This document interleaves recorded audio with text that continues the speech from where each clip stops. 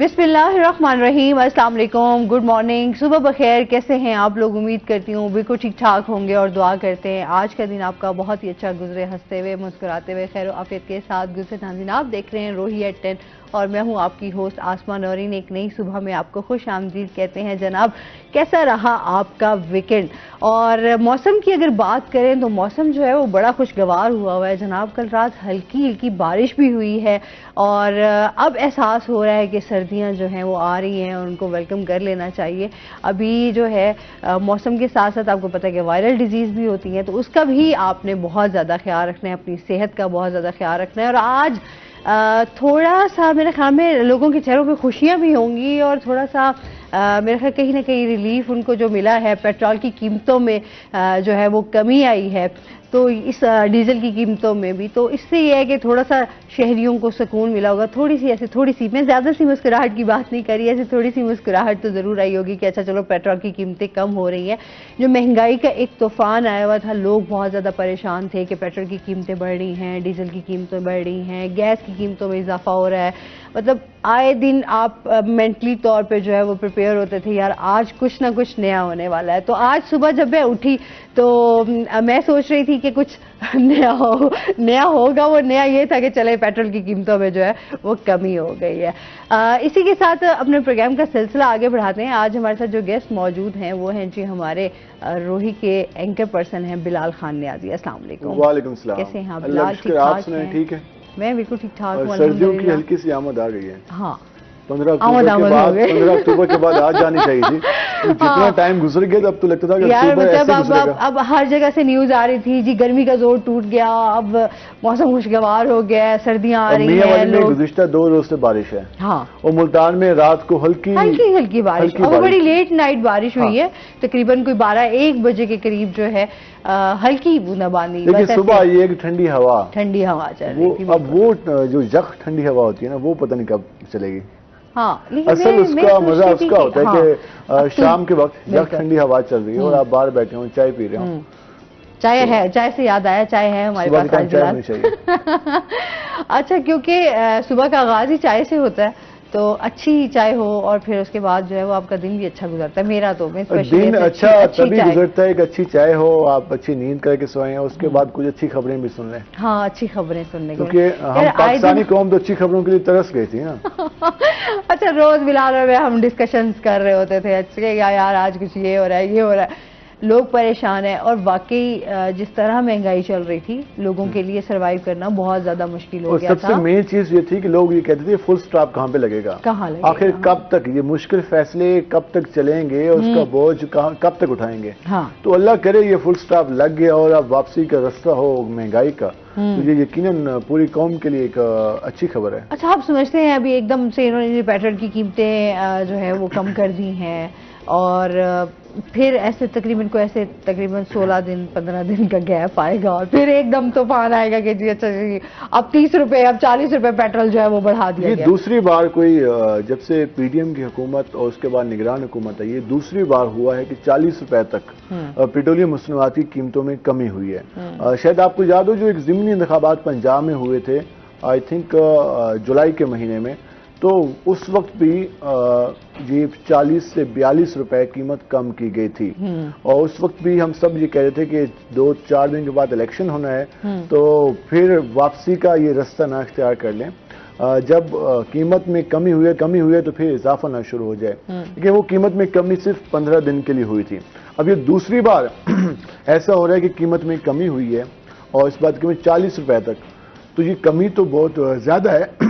अब देखना ये कि बरकरार कब तक रहेगी। हम तो यही सोच रहे हैं ये बरकरार कब तक रहेगी, अक्टूबर इसमें फिर कोई चेंज ना आ जाए। अगस्त में हमारा 14 अगस्त हम मनाते हैं, सेलिब्रेशन मनाते हैं, लेकिन अगस्त में भी अगलों ने रहम ना खाया और पेट्रोलियम मसनूआत की कीमतों में इजाफा किया। हमने सितंबर में भी ऐसा देखा और सितंबर तो हमेशा सितम कर रहा और उसके बाद अक्टूबर के हवाले से क्योंकि अक्टूबर का जैसे ही आगाज हुआ तुमने 12 से 8 रुपए और ये कीमत कमी देखी, लेकिन जो कल रात को इजाफा किया गया ये एक बड़ा इजाफा है और यकीनन लोग इससे काफी ज्यादा मुतमिन दिखाई दी हैं, क्योंकि लोगों का ये मुतालबा था और लोग इस बात पर सवाल उठाते थे कि यार मुश्किल फैसलों का नाम लेकर जब कीमत बढ़ानी हो तो वो 5-10 रुपए नहीं होती, वो 40 रुपए होती है, वो 30 रुपए होती है, वो 35 रुपए होती है। लेकिन जब कीमत में कमी करनी हो तो वो 5 रुपए, 7 रुपए, 6 रुपए, 8 रुपए, और अब ये तकरीबन 40 रुपए कमी, तो ये यकीनन लोग खुश हैं। और मैं सुबह खुद जब पेट्रोल पंप पे रुका तो लोगों के चेहरों पर आज कुछ इत्मीनान था, और अब वो कह रहे थे कि अल्लाह करे मजीद डॉलर भी कम हो और मजीद जो इसके अलावा बिजली की कीमत में कमी हो जाए, तो यकीनन लोगों के पास जो बजट है ना वो अच्छे तरीके से मैनेज कर लेंगे। अच्छा, पेट्रोल फिर भी चलो कहीं ना कहीं लोग ना इसको लेके चल रहे थे, जाहिर सी बात है, लोगों ने ऑफिस भी जाना है, घर के काम भी करने हैं और भी तमाम चीज़ें जो हैं वो चल, लेकिन जो बिजली की कीमतें हैं स्पेशली अगर हम उनकी बात करें तो वो सबसे ज़्यादा डिस्टर्ब किया।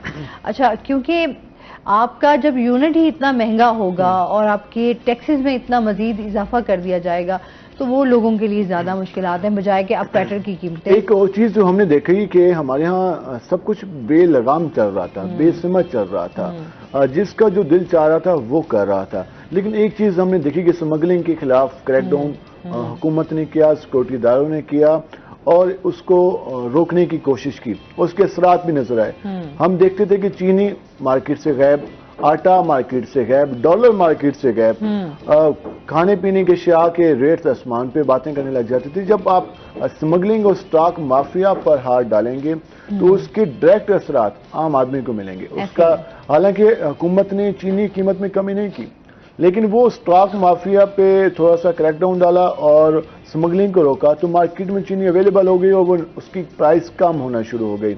सेम इसी तरह डॉलर, जो हमने आईएमएफ से मुआहदा किया, आईएमएफ ने डॉलर दिए लेकिन उसके बावजूद भी डॉलर का रेट कंट्रोल नहीं हुआ, क्योंकि मार्केट से डॉलर गायब हो जाता था। वो स्मगलिंग अफगानिस्तान के थ्रू उस पर हाथ डाला गया, तो अब वही डॉलर 277 रुपए तक आ गया है। अल्लाह करे ये कायम रहे। हमारे यहाँ जो एक मसला रहता है वो ये रहता है कि कुछ अरसे के लिए चीजें होती हैं, हाँ, उसके बाद वो दोबारा से जब सर उठाती हैं तो वो इंतहाई जोर शोर से आती हैं और अगली पिछली कसर निकाल लेती हैं। तो इस सोच पे पाकिस्तानी थोड़े खौफजदा हो जाते हैं। लेकिन अभी कुछ हद तक उम्मीद हुई है, क्योंकि इस अक्टूबर में उन्हें कुछ अच्छी खबरें मिली हैं।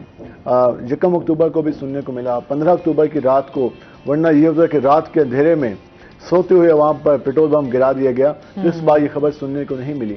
इस बार ये था कि 40 रुपए का, जो भी सुबह उठा है 40 रुपए का सुनकर उसने कुछ सुख का सांस लिया कि यार पहले 300 रुपए का पेट्रोल था तो वो 1 लीटर भी नहीं आ रहा था, अब चले 300 का पेट्रोल में फिल कराऊंगा तो उसमें मुझे 1 लीटर से ज्यादा पेट्रोल मिल जाएगा और मैं उसको बाकायदा पर यूज कर सकता हूँ। ये सिर्फ इसका असर आपकी ट्रांसपोर्टेशन पे नहीं होगा, आपकी खाने पीने के अशिया, आपके ट्रैवलिंग एक्सपेंस, उसके साथ साथ तमाम चीजों पे इसका असर होगा। उसके साथ साथ पूरी मार्केट को एक अच्छा मैसेज आएगा।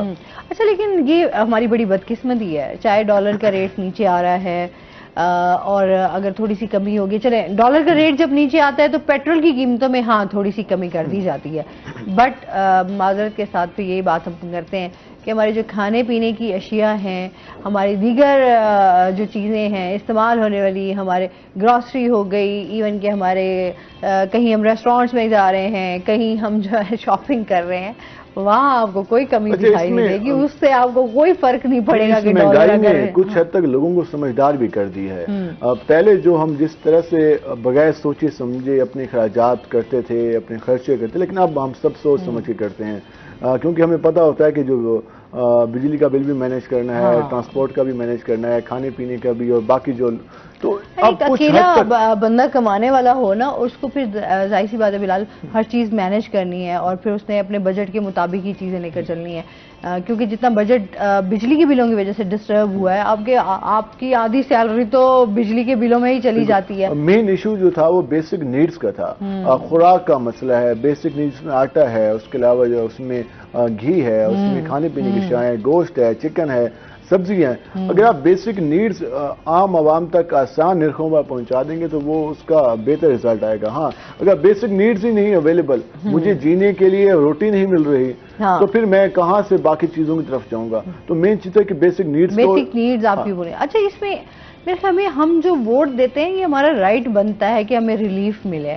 हाँ, और हम चाहते भी थे कि जाहिर सी बात है हमारा इलाज सस्ता हो, हमारी एजुकेशन फ्री हो, मयार अच्छा हो, लेकिन हमारा जॉब हो, हमारी हम वोट जरूर देते हैं, लेकिन हमारे जो नुमाइंदे हैं वो शायद ये समझते हैं कि हम वोट के जरिए नहीं आते। अगर वो ये समझे कि हम इसी अवाम के वोट के जरिए पावर में आए तो वे इस अवाम को डिलीवर भी करें, वो इस अवाम का ख्याल भी रखें। उन्हें इस बात का भी खौफ हो कि अगर हम इस अवाम को डिलीवर नहीं कर पाएंगे, इस अवाम को सहूलियात नहीं दे पाएंगी, तो ये वोट की पर्ची के जरिए हमें ऐवानों से बाहर भेज देंगे। लेकिन जब उन्हें इस बात का यकीन हो कि वोट की ताकत से हमने नहीं आना, क्योंकि नून लीग का नारा रहा कि वोट को इज्जत दो, लेकिन उसके बाद वोट को इज्जत दो का नारा चला गया।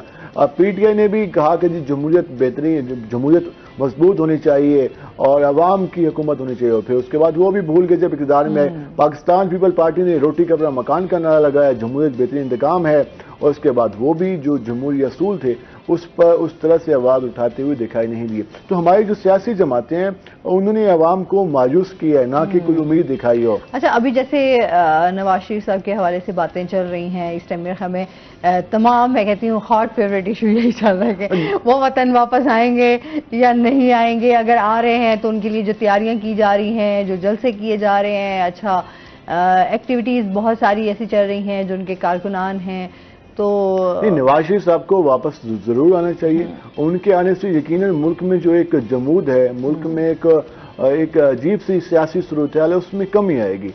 जब हमारी सियासी लीडरशिप बाहर बैठी हो, मुस्लिम लीग नून बाहर बैठी हो, पाकिस्तान तहरीक इंसाफ बाहर बैठी हो, पाकिस्तान पीपल पार्टी बाहर बैठी हो, JUIF बाहर बैठी हो, तो अवाम के तो नुमाइंदे यही हैं। चाहे इसको माने या ना माने, तमाम इस वक्त इस मुल्क की हकीकत हैं ये सारी सियासी जमातें। और जब भी किसी को स्किप किया जाता है तो वो फिर माशरे में उस तरह से चहल पहल हमें दिखाई नहीं देती, वो उसमें गुस्सा नजर आता है। नून लीग के जो सरबराह हैं, पार्टी सरबराह हैं मियां नवाज शरीफ, इतने अरसे से बाहर बैठे, तो यकीनन नून लीग पंजाब में हुकूमत करती रही है, वफाक में हुकूमत करती रही है, बाकी सूबों में उसकी हुकूमत रही है, तो उसका एक बहुत बड़ा वोटर है और हर हल्के से उन्होंने हजारों की तादाद में, लाखों की तादाद में वोट लिए।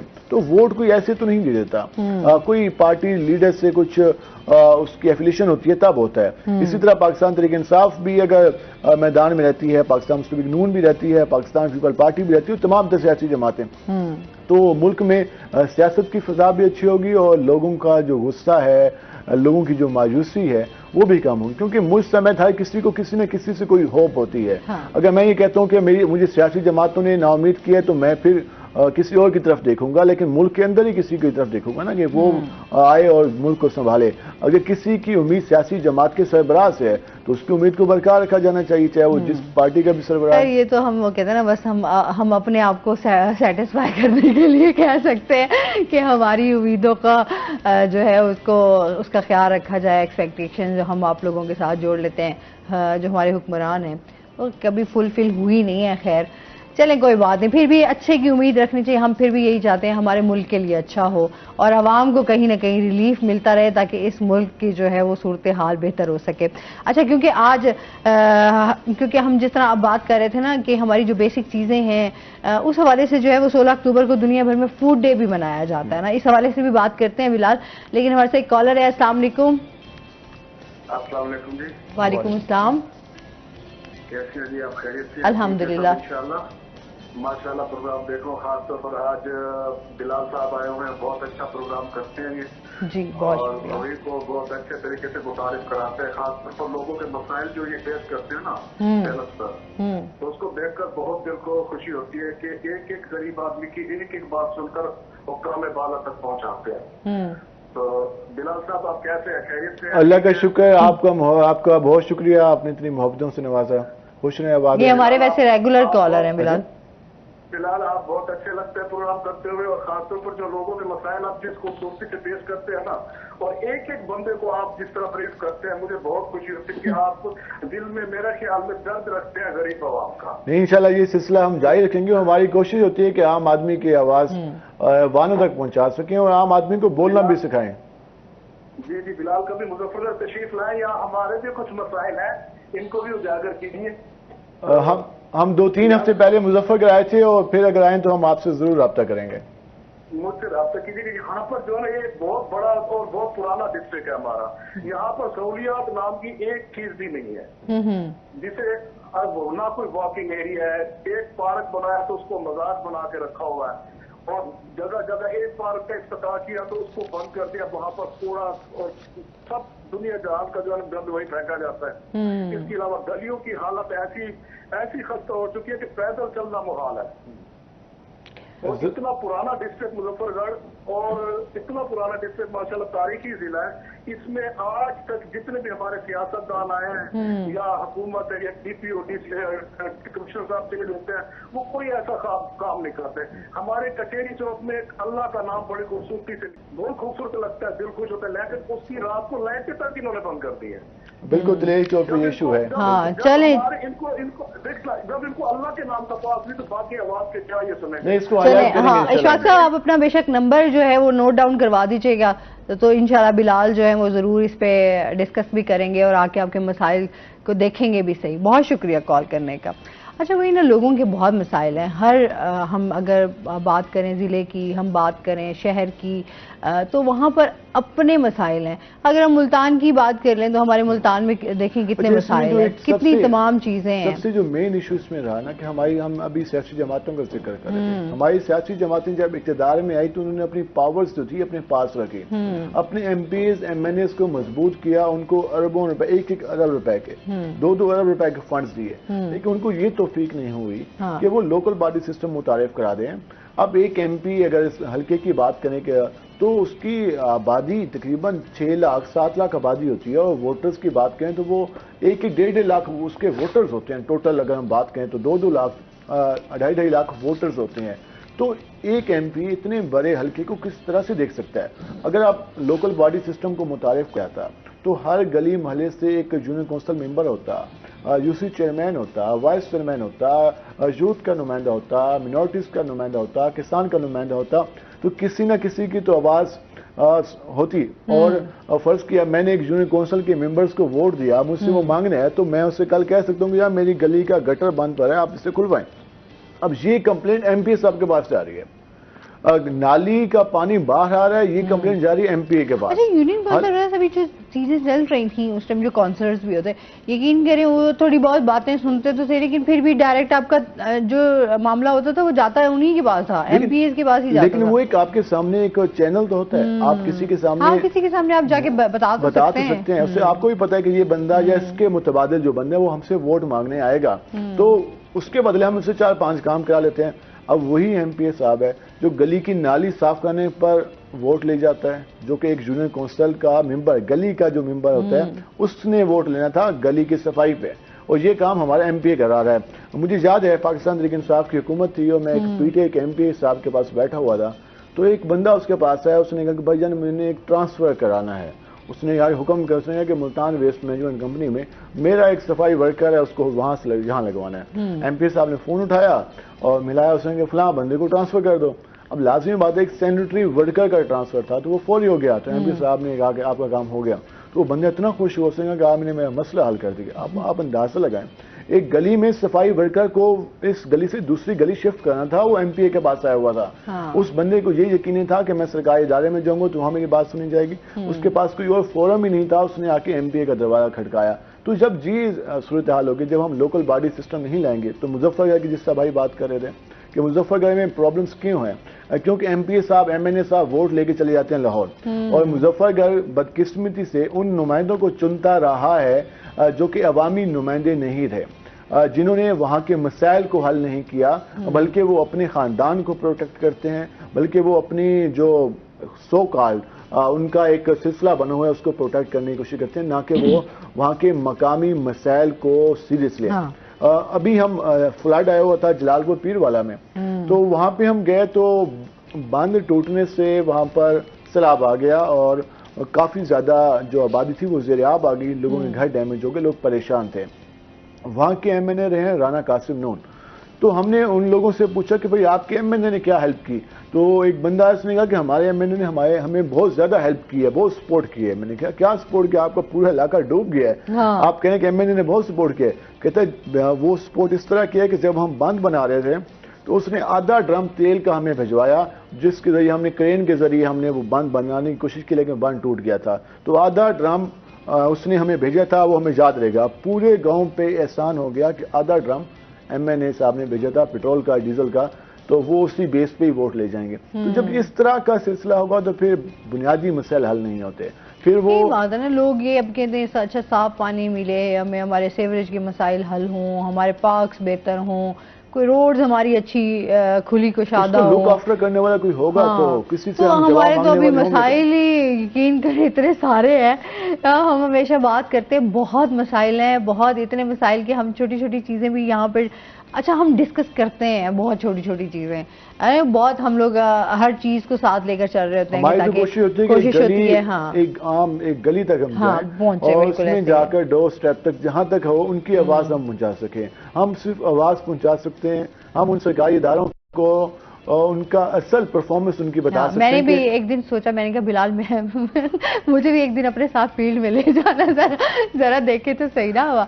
लेकिन वैसे भी हम जब भी बाहर में अक्सर मैं निकलती हूँ, लोग आप किसी चीज़ लेने के लिए शॉपिंग के लिए बाजारों में निकलते हैं तो लोग आपको जब पहचानते हैं या तो लोग अपने मसाइल लेकर बैठ जाते हैं। यकीन करें कि उनके होते हैं कि यार ये हमारा प्लीज़ काइंडली ये मसला हमारा इशू जो है वो रिजॉल्व करवा दें, ये कह दें। तो कोशिश हमारी यही होती है कि हम तमाम मसाइल को, तमाम चीज़ों को जो है वो उजागर भी करें और हुक्मरान तक पहुँच सके, ताकि अगर कोई उसमें बेहतरी हो सकती है हमारी आवाज उठाने की वजह से, तो यार ये भी मेरे ख्याल में मैं कहती हूँ सदका जारी है कि आप किसी के काम आते हैं, किसी की मुश्किल हल हो जाती है। बात लोग कहते हैं यार आप रोजाना प्रोग्राम करते हैं, आवाज सुनता तो कोई है नहीं।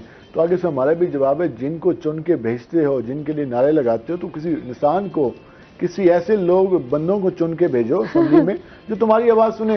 हाँ। अब हम तो कोशिश कर रहे हैं, अब आगे से आपके नुमाइंदे या आपके नुमाइंदों ने जिनको लेके वो अगर बात नहीं सुन रहे तो उसमें हमारा क्या कसूर है। हम तो अपनी जिम्मेदारी, अपनी जिम्मेदारी तो पूरी कर रहे हैं। मुकम्मल नहीं कह सकते, हम मुकम्मल जिम्मेदारी निभा रहे हैं। इस पे मजीद भी हम बात करेंगे। नाज़रीन अभी हमने जाना है ब्रेक पे, हमारे साथ रहिएगा।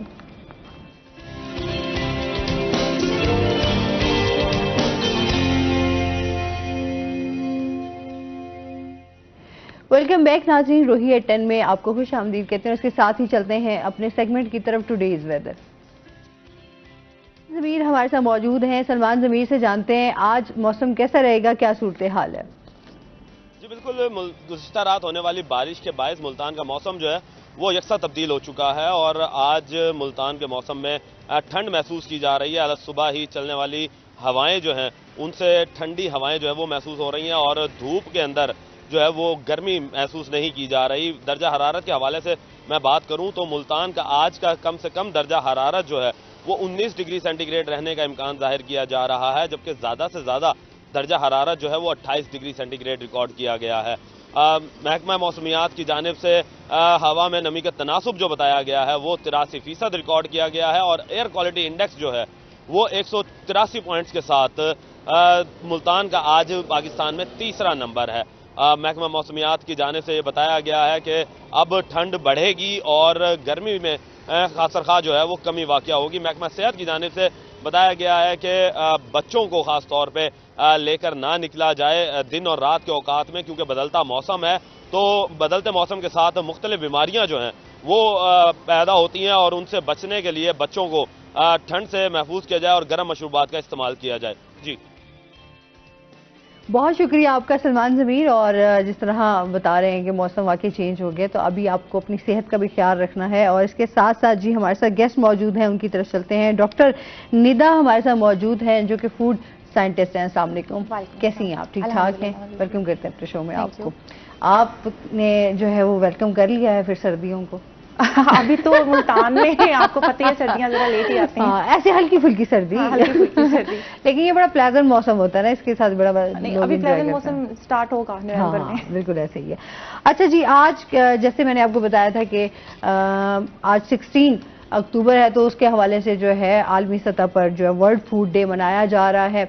उस हवाले से बात करेंगे किस तरह हम अपने खुराक के मयार को बेहतर कर सकते हैं, किस तरह उसको महफूज रख सकते हैं और इस डे को मनाने का जो असल मकसद है वो क्या है। तो इस हवाले से बात करेंगे, क्या कहना चाहेंगे? बिल्कुल, आज 16 अक्टूबर पूरी दुनिया में फूड एंड एग्रीकल्चर ऑर्गेनाइजेशन की तरफ से जो है वो मनाया जाता है वर्ल्ड फूड डे, खुराक का आलमी दिन। और हर साल जो इसका थीम है वो चेंज होता है और जो थीम बेस कर रहा होता है वो इस चीज़ पे बेस कर रहा होता है कि प्रिवेलिंग प्रॉब्लम्स क्या हैं अभी खुराक के, पूरी दुनिया को किस तरह के प्रॉब्लम्स जो हैं वो फेस करना पड़ रहे हैं।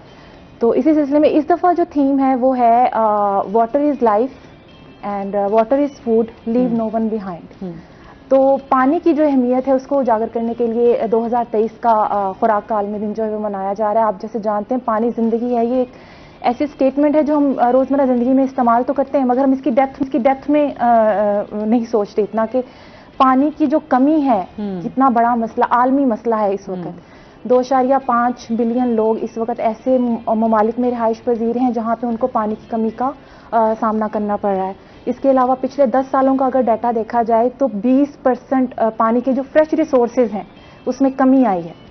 तो उसमें हम क्या अपना जो है वो रोल प्ले कर सकते हैं, उसमें हम यही कर सकते हैं कि हमें अवेयरनेस को जो है वो आगाही जो है वो हमें आवाम को देनी है कि पानी के जो हमारे पास फ्रेश रिसोर्सेज हैं उसको हम कैसे बचा सकते हैं। हमें रोजमर्रा की जिंदगी में ऐसे कौन से इकदाम उठाने हैं कि पानी जो है वो हम उसको बचाएं, फ्रेश वाटर रिसोर्सेज को, पानी को जाया ना करें। और बीइंग अ फूड साइंटिस्ट मैं एज असिस्टेंट प्रोफेसर काम कर रही हूँ MNS university of agriculture, faculty of food and home sciences, department of food science and technology में। तो ये आज वहाँ पे बड़े जोरों शोर के साथ जो है वो खुराक का आलमी दिन मनाया जा रहा है। हमने इंडस्ट्री से, एकेडमिया से, पंजाब फूड अथॉरिटी से वहाँ पे सारे ऑफिशियल्स जो हैं वहाँ पे इनवाइट किए हैं ताकि हम बैठ के ये सोचें कि हमने अवेयरनेस कैसे देनी है आवाम को। सही।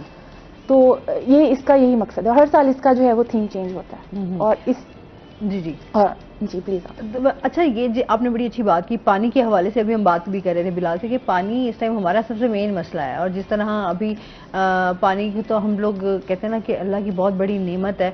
अच्छा, हम जैसे कराची देखते हैं वहाँ पे तो पानी बाकायदा बेचा जा रहा होता है और बाकायदा उसका होता है। बाकी हम देखें पानी कितना नीचे चला गया और साफ पानी पीने को तो मुयसर ही नहीं है इस टाइम। उसकी वजह से कितनी हमें बीमारियां जो हैं वो देखनी पड़ रही हैं। और अब आप अभी अपनी हम रूटीन लाइफ को भी देखें तो कुछ अर्सा पहले तक हम टैप वाटर इस्तेमाल कर सकते थे पानी पीने के लिए, फिल्टर घरों के फिल्टर काम कर लेते थे। लेकिन अब आप देखें कि फिल्ट्रेशन प्लांट्स कितने ज्यादा पूरे मुल्क में ही फिल्ट्रेशन प्लांट्स बहुत ज्यादा बन चुके हुए हैं। और उनका ऊपर चेक एंड बैलेंस रखना कि क्या उनके फिल्टर सही से काम कर रहे हैं कि नहीं, सेफ्टी भी एक इशू है वाटर की। और उसके बाद वाटर की अवेलेबिलिटी एक बहुत बड़ा इशू बन चुकी है। बिल्कुल। और जो पानी हमें मुहैया है वो साफ नहीं है। तो ये पानी के बगैर तो जिंदगी नहीं है। चाहे आपने खुराक तैयार करनी है, चाहे खुराक उगानी है, तो उसमें भी पानी का इस्तेमाल है। पानी का इस्तेमाल बिल्कुल ज्यादा। अच्छा, फिर जाहिर सी बात है जिस तरह की अभी हम देख रहे हैं खुराक के हवाले से भी खुराक की कमी भी हो रही है। मतलब साथ साथ हम ये भी देख रहे हैं चीज़ों को जो है हम मयार की बात करें तो क्वालिटी हमारी उस तरीके से हमारी नहीं है। ऑर्गेनिक चीज़ों की तरफ तो हम लोग अब बिल्कुल ही नहीं जा रहे। और अगर ऑर्गेनिक चीज़ें खाएं भी तो उस तरीके से प्योर चीज़ें हमें नहीं मिल रही। बिल्कुल। जैसे हम लोग तमाम चीज़ें जो हैं वो हमारी सफाई के हवाले से भी हम उन तमाम चीज़ों को देखें तो कहीं ना कहीं आपको जो है फॉल्ट नजर आते हैं। बिल्कुल। और पूरे सिस्टम को भी चेंज होने की जरूरत है। हाँ। और अवाम की अवेयरनेस को, अवाम को भी अवेयरनेस की बहुत जरूरत है। आप देखें अब शादी ब्याह पे जाते हैं, आपने खुराक की कमी की बात की तो कितनी खुराक हम जाया करते हैं। बिल्कुल ऐसे है। तो ये कि अवाम को जब अवेयरनेस होगी कि हमने किस तरह से, अब देखें अब घर में अगर हम चीज बना रहे हैं तो छिलकों को भी इस्तेमाल किया जा सकता है, छिलकों को भी प्रोसेस किया जा सकता है, बजाय इसके कि हम उसको वेस्ट कर दें। वहां से भी वो ऑर्गेनिक वेस्ट है उसको भी रीयूटिलाइज किया जा सकता है। तो वही बात है कि जितनी आवाम एजुकेटेड होगी, जितने वो वेल अवेयर होंगे, उनको पता होगा कि कम खा के भी हम ग़िज़ाइयत से भरपूर खाना कैसे अपने जिस्म की बुनियादी जरूरत को पूरा करने के लिए खा सकते हैं।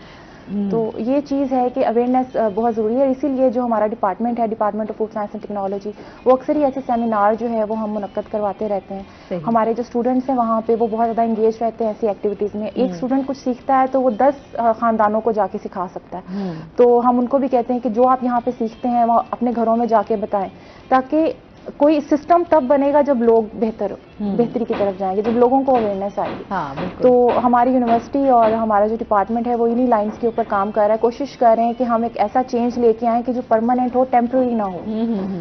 तो अच्छा, स्टूडेंट्स की क्या एक्टिविटीज रहती हैं, क्या सिखा रहे हैं, किस तरह से सिखा रहे हैं, तो इस हवाले से हमारे डिपार्टमेंट में जो स्टूडेंट्स हैं वो सिर्फ थ्योरी नहीं पढ़ते। हमारे यहाँ उनको प्रैक्टिकल अप्रोच जो है वो सिखाई जाती है। उनको इंडस्ट्री में कल को निकलना है, इंडस्ट्री के साथ कैसे लिंकेजेस बनाने हैं, इंडस्ट्री में कौन से काम होते हैं, उनको पब्लिक अवेयरनेस दी जाती है कि पब्लिक को वो कैसे अवेयर कर सकते हैं, कम्युनिकेशन कैसे कर सकते हैं वो आवाम के साथ, उनके इंटरेक्शंस करवाए जाते हैं, सेमिनार्स करवाए जाते हैं, ऐसे स्टॉल्स लगाए जाते हैं कि जहाँ पे आवाम आके जो है वो उनसे डायरेक्टली इंटरेक्ट कर सके, न्यूट्रिशन के हवाले से, खुराक को महफूज करने के हवाले से।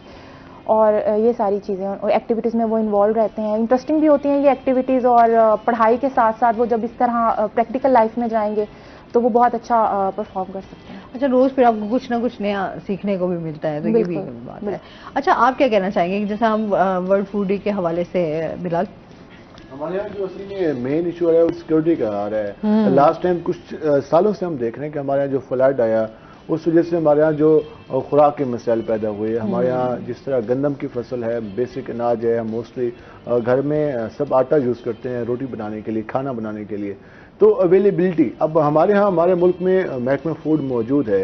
उसके ज़िम्मे ये है कि अगर फ़र्ज़ किया हमारे मुल्क की आबादी 22 करोड़ है तो उस हिसाब से उन्होंने कई मेट्रिक टन जो गंदम है वो स्टोर करनी है अपने मुल्क की ज़रूरत के मुताबिक। लेकिन प्रॉब्लम क्या होता है? प्रॉब्लम ये होता है कि हमारे यहाँ जो फसल तैयार होती है, जो अहदाफ मुकर्रर किए जाते हैं वो हासिल नहीं किए जा सकते, इससे फूड सिक्योरिटी के मसाइल पैदा होते हैं। फिर अगर हम फसल उठा लेते हैं तो वो हम अपने शहरियों के लिए नहीं रख पाते, वो स्मगल हो जाती है, जिस वजह से हमारे यहाँ खुराक सबसे मेन मसला बनता जा रहा है। अब आप अंदाजा लगाएं कि हमारे जैसे मुल्क जो कि ज़रिए मुल्क है, हमें बचपन से पढ़ाया गया कि 67% हमारा एरिया देहात पर मुश्तमिल है, गंदम सबसे ज़्यादा काश्त होती है और आटे की कीमत फी किलो 150 रुपये 160 रुपये किलो हो और एक मजदूर की दिहाड़ी 800 रुपये हो, तो फिर आप अंदाजा लगाएं कि वो एक मजदूर अपने बच्चों को खुराक क्या खिला पाएगा। वो अगर 2 किलो भी अगर गंदम या आटा खरीदेगा तो उसको 300-350 रुपये चाहिए सिर्फ आटा खरीदने के लिए, बाकी खाना बनाने के लिए अलग।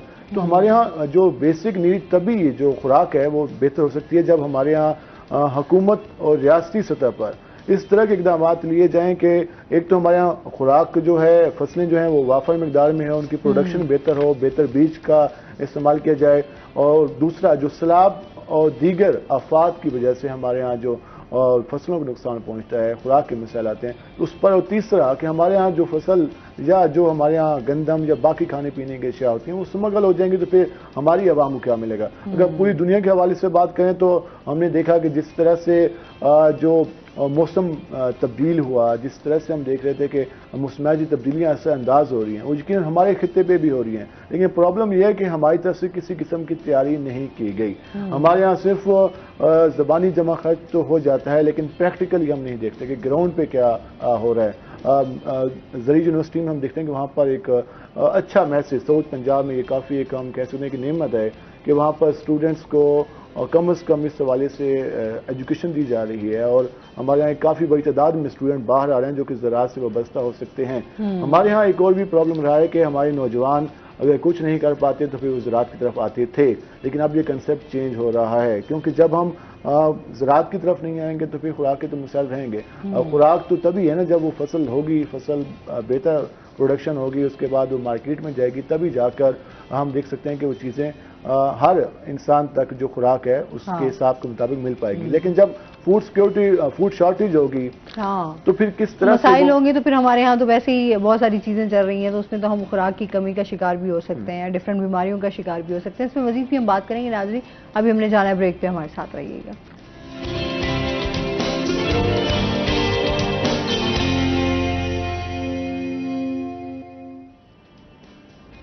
वेलकम बैक नाज़रीन, रूही एट 10 में आपको खुश आमदीद कहते हैं। अच्छा जी, इसके साथ ही डॉक्टर साहब ये बताएं कि जिस तरह हम क्वालिटी की बात कर रहे हैं, यार किस टाइम हमारे जिस तरह हम फूड तैयार हो रहा है या हमारी चीज़ें जो खाने पीने की हैं वो तैयार हो रही हैं, उनका मयार तो बहुत, मैं समझती हूँ घर की चीज़ें तो हमें पता होता है किस तरह हम घर में तैयार कर रहे हैं, बना रहे हैं, खा रहे हैं, पी रहे हैं, लेकिन हम जाहिर सी बात है बाहर की चीज़ों का ज़्यादा इस्तेमाल है। सब्जियाँ चाहे हो गई, हमारे फल हो गए, उनमें भी जो है हम यही देखते हैं कि समटाइम्स जो है इंजेक्शंस भरे जा रहे होते हैं। जैसे तरबूज आता है तो उसमें फ़ौरन उसके लिए, या खरबूजा है तो उसको मीठा करने के लिए, तमाम चीज़ें। इस हवाले से बताइए कि खुराक के मेयार को किस तरह बेहतर कर सकते हैं?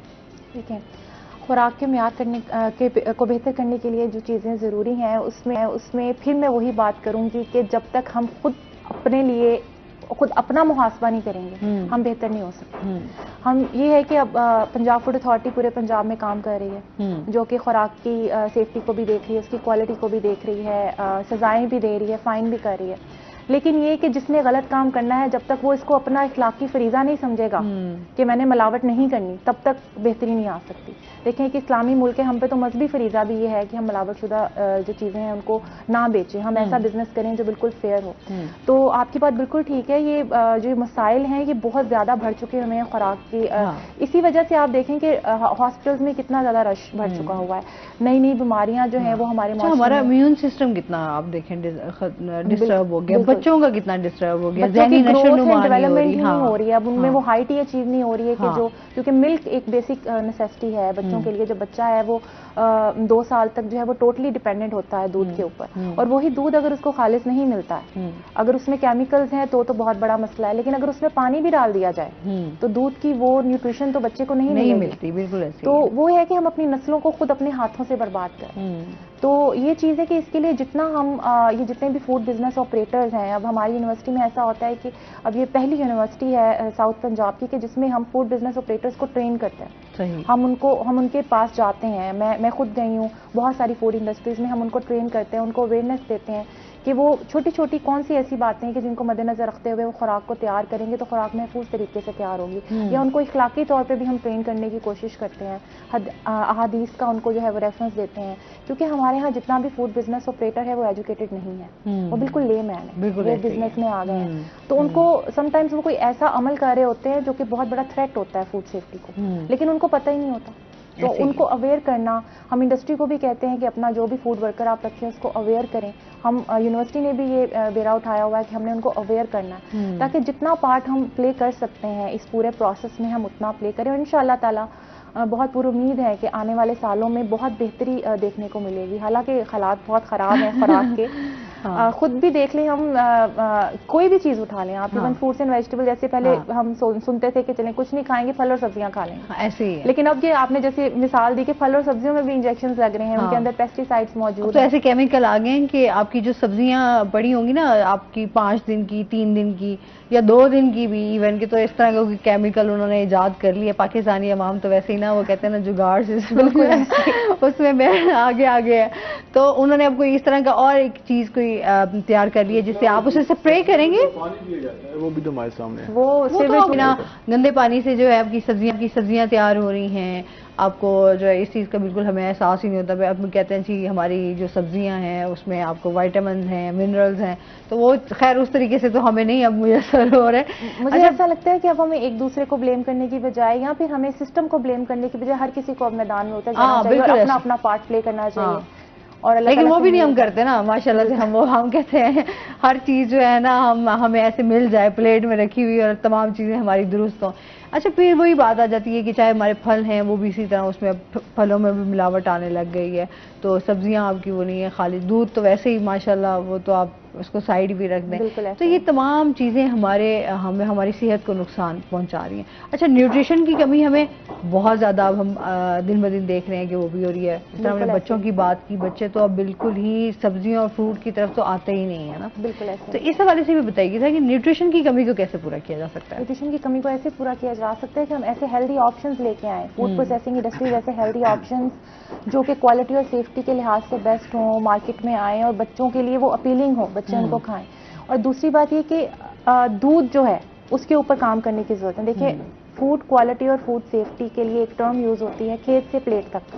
तो ये जो सिलसिला है फूड सेफ्टी का, ये खेत से शुरू होता है और प्लेट पे खत्म होता है। तो खेत से उसकी प्रोडक्शन के दौरान जो केमिकल्स हम इस्तेमाल करते हैं, अब जैसे आप ऑर्गेनिक चीज़ों की बात कर रही थी कि ऑर्गेनिक चीज़ों पे शिफ्ट होना चाहिए। देखिए, ऑर्गेनिक फूड जो है जिसमें किसी तरह का केमिकल इस्तेमाल नहीं किया जाता, लेकिन उसकी प्रोडक्शन बहुत कम है। तो हमारे पास माशाल्लाह से जितनी आबादी है और बढ़ती भी जा रही है, और इतनी आबादी को खुराक मुहैया करना, तो ऑर्गेनिक फूड पे हम 100% शिफ्ट नहीं हो सकते। बिल्कुल ऐसे ही है। यही है कि केमिकल्स का इस्तेमाल बुरा नहीं है, लेकिन अगर उसको एक लिमिट के अंदर किया जाए, पेस्टिसाइड्स को या एग्रो केमिकल्स जितने भी हैं उनको इस्तेमाल किया जाए, तो प्रोडक्शन से सेफ्टी का अमल शुरू हो जाता है। उसके बाद स्टोरेज फील्ड में होती है, स्टोर रूम्स में स्टोरेज होती है, स्टोरेज के दौरान उसकी सारी रिक्वायरमेंट्स को पूरा करना, फिर उसको बनाने के दौरान फूड प्रोसेसिंग इंडस्ट्रीज में वहाँ पे सारी चीज़ों को पूरा करना, और फिर प्लेट तक आते आते वो कितने मराहिल से गुजरती है, हर मराहिल जो है वो तवज्जो का तालिब है। तो ये जो पूरी फूड चेन है इसमें जब तक बेहतरी नहीं आएगी तब तक ये मसाइल ऐसे ही रहेंगे।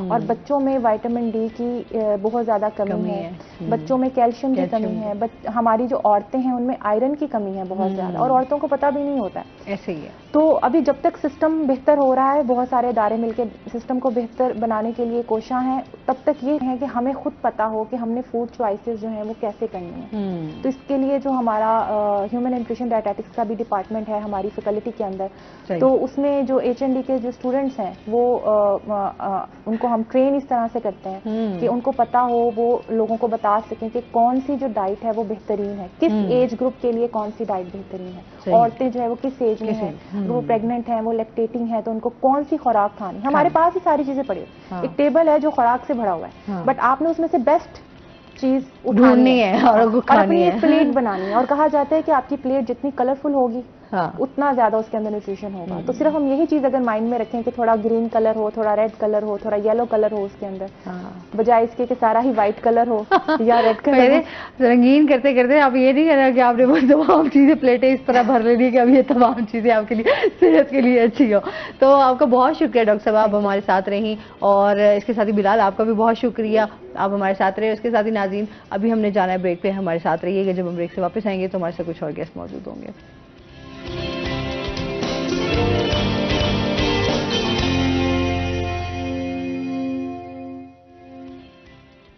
वेलकम बैक नाजरीन, रोही एट 10 में एक बार फिर आपको खुश आमदीद कहते हैं, और इसके साथ ही हमारे साथ गेस्ट मौजूद हैं। आज हमारे साथ हैं जी डॉक्टर आयशा अहमद, हमारे साथ मौजूद हैं जो कि डेंटिस्ट है। अस्सलाम वालेकुम, कैसी हैं आप? ठीक ठाक हैं? ठीक ठाक, आप कैसे हैं? शो में आपको। और इसके साथ ही जो हमारे दूसरे गेस्ट हैं वो हैं जी डॉक्टर ज़मीर अल्ताफ खान साहब जो कि फिजिकल थेरेपिस्ट हैं। अस्सलाम वालेकुम, कैसे हैं आप? ठीक ठाक हैं? वेलकम करते हैं अपने शो में आपको। अच्छा जी, आज हम जो है आपको पता है डेंटिस्ट हैं, तो दांतों के हवाले से आज हमारा टॉपिक होगा दांतों का ख्याल कैसे रखें। सबसे आजकल जो मेन इश्यूज हम देखते हैं ना कि दांतों की बहुत सारी जो है वो बीमारियां भी हैं, मसाइल भी हैं, तो आज हम उनको डिस्कस करेंगे किस तरह अपने दांतों का ख्याल रख सकते हैं। क्योंकि आपके चेहरे पर नुमाया मैं समझती हूँ ये होती है कि आपकी शख्सियत में दांत जो हैं अगर वो अच्छे खूबसूरत आपकी स्माइल होगी तो आप बहुत खूबसूरत नज़र आएंगे। तो अपनी स्माइल को कैसे बेहतर कर सकते हैं, मज़ीद कितना अच्छा लग सकते हैं, इस पे बात करेंगे। और इसके साथ ही डॉक्टर साहब से आज हम बात करेंगे हाइड्रोथेरेपी के हवाले से। आज इनसे बातचीत होगी कि इसकी अहमियत क्या है, ये क्या है बेसिकली, इसके क्या बेनिफिट्स हैं, इसका ट्रीटमेंट कैसे हो सकता है, जो मरीज़ हैं उनके क्या क्या मसाइल हैं, इस हवाले से बात करेंगे। अच्छा जी, इसके साथ ही दांतों के हवाले से तो डॉक्टर साहब हम बात कर लेते हैं सबसे पहले कि दांतों का ख्याल कैसे रखा जाए।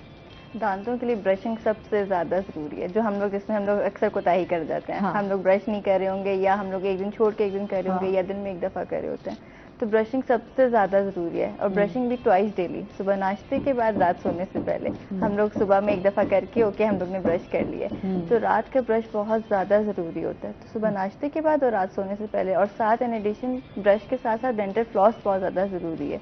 हम लोग टूथपिक इस्तेमाल कर रहे होते हैं, टूथपिक से क्या होता है कि मसूड़े जख्मी हो रहे होते हैं, तो उससे पॉकेटिंग और इसकी शिकायत हो रही होती है, तो इसके टूथपिक के अगेंस्ट होते हैं हम सारे डेंटिस्ट। तो इसकी जगह डेंटल फ्लॉस और आपकी ब्रशिंग बहुत अच्छी होनी चाहिए। ओरल हाइजीन आपकी बहुत ज्यादा जरूरी है, तो आपकी जितनी अच्छी ओरल हाइजीन होगी उतने अच्छे आपके दांत होंगे। अच्छा, ये सबसे पहले तो मेन हमारा है कि दांतों का के लिए ब्रश आपको कौन सा इस्तेमाल करना चाहिए। सम टाइम लोग होते हैं कि यार हार्ड ब्रश इस्तेमाल करेंगे तो हमारे दांत जो है वो बड़े अच्छे नज़र आएंगे, या फिर हम बहुत तेज़ी में ब्रश करते हैं, सम टाइम आपके मसूड़े भी जो हैं उनमें से भी ब्लड आने लग जाता है, आपके दांत भी उस तरीके से जो है आप एक तकलीफ आप सहते हैं। इस हवाले से भी बताइए। विगरस ब्रशिंग बिल्कुल भी नहीं करनी चाहिए, और ये जो हार्ड ब्रशिंग कहते हैं ना कि हार्ड ब्रश लेके कर रहे होते हैं, वो भी नहीं, वो तो हम लोग बिल्कुल भी उसके अगेंस्ट हैं। ठीक है, सब जो आपने ब्रश लेना है वो नरम वाला ब्रश लेना होता है। एक दूसरी चीज थी कि आपने ब्रश लेना कौन सा, एक तो होता है ना कि जिगजैग वाले होते हैं या स्ट्रेट वाले ब्रिस्टल्स, कौन से ब्रिस्टल्स लेने हैं। अंटिल बिफोर ये था कि आप कोई भी ब्रिस्टल यूज करें कुछ नहीं होता। अब मैंने रिसेंटली एक सेमिनार अटेंड किया था, उसमें बताया था कि आप लोग जो जिगजैग वाले ब्रिस्टल्स यूज करते हैं उससे क्या होता है कि आपके मसूड़े जख्मी हो रहे होते हैं। ठीक है, क्योंकि वो जिगजैग हैं, वो कहीं पे स्ट्रेट जा रहे हैं, कहीं पे जाके वो जख्मी कर रहे होते हैं। तो इट इज बेटर कि आप बिल्कुल जो स्ट्रेट ब्रिस्टल्स है ना वो यूज करें, और सॉफ्ट वाला ब्रश यूज करें, उससे आपके दांत भी सही से साफ होते हैं। और सही है, जो हार्ड ब्रश है वो आपकी जो एनिमल सरफेस है उसको खराब कर रही होती है। सही। अच्छा, क्योंकि जाहिर सी बात है दांतों के साथ साथ आपको ये होता है कि यार हमारे जो है ना एक तो मसूड़ों का तो बहुत ज़्यादा इशू रहता है। अच्छा, ठंडा गर्म जो है ये भी हमारे बहुत ज़्यादा लगता है, क्योंकि हमारा लाइफस्टाइल भी चेंज है, तो हमारी फूड भी उसी तरीके से चेंज हुआ है, उसके हवाले से क्या कहेंगी? हमारा जो ठंडा गर्म लगने की मेन रीजन ना मास्कुरा लगना है, जिसको हम कैलकुलस कहते हैं। ठीक है, जो टार्टर डिपॉजिट लग रहे होते हैं वो आहिस्ता आहिस्ता करके हार्ड हो जाते हैं, जिसको हम कैलकुलस कहते हैं अपनी मेडिकल की टर्म में। इसकी वजह से ठंडा गर्म लग रहा होता है। उसकी भी मेन रीजन ब्रशिंग प्रॉपर नहीं है। जब इम्प्रॉपर ब्रशिंग होगी तो उसकी वजह से ये होता है, हम लोग ब्रशिंग ना प्रॉपर टेक्निक से नहीं कर रहे होते हैं। ठीक है, ये हॉरिजॉन्टल या वर्टिकल ब्रशिंग हो रही होती है, उस तरह ब्रशिंग नहीं करनी चाहिए। ब्रशिंग जो होती है ना वो 45 डिग्री के एंगल्स पे होगी, ठीक है, और हाफ गम्स पे और हाफ टीथ के ऊपर, और वो डाउनवर्ड स्ट्रोक्स पे होती है। मतलब आपके जो ऊपर वाले दांत हैं वो ऊपर से नीचे होंगे और नीचे वाले नीचे से ऊपर होते हैं। अब कुछ पेशेंट्स कोई चीज मुश्किल लग रही होती है कि किस तरह करें, तो फिर मैं उनको कहती हूँ आप सर्कुलर मोशन में ब्रशिंग करें, लेकिन करें प्रॉपरली, कि आपके 10 स्ट्रोक्स होने चाहिए, कि आपके ऊपर वाले भी सही से दांत साफ हों। आपके दांतों की 3 सरफेसेस हैं, बाहर वाली, ऊपर वाली और अंदर वाली। ठीक है, तो ये तीनों सरफेसेस साफ होनी चाहिए। आप अंदर वाली सरफेस अक्सर छोड़ रहे होते हो, तो वहां पे मास्कुरा लग रहा होता है।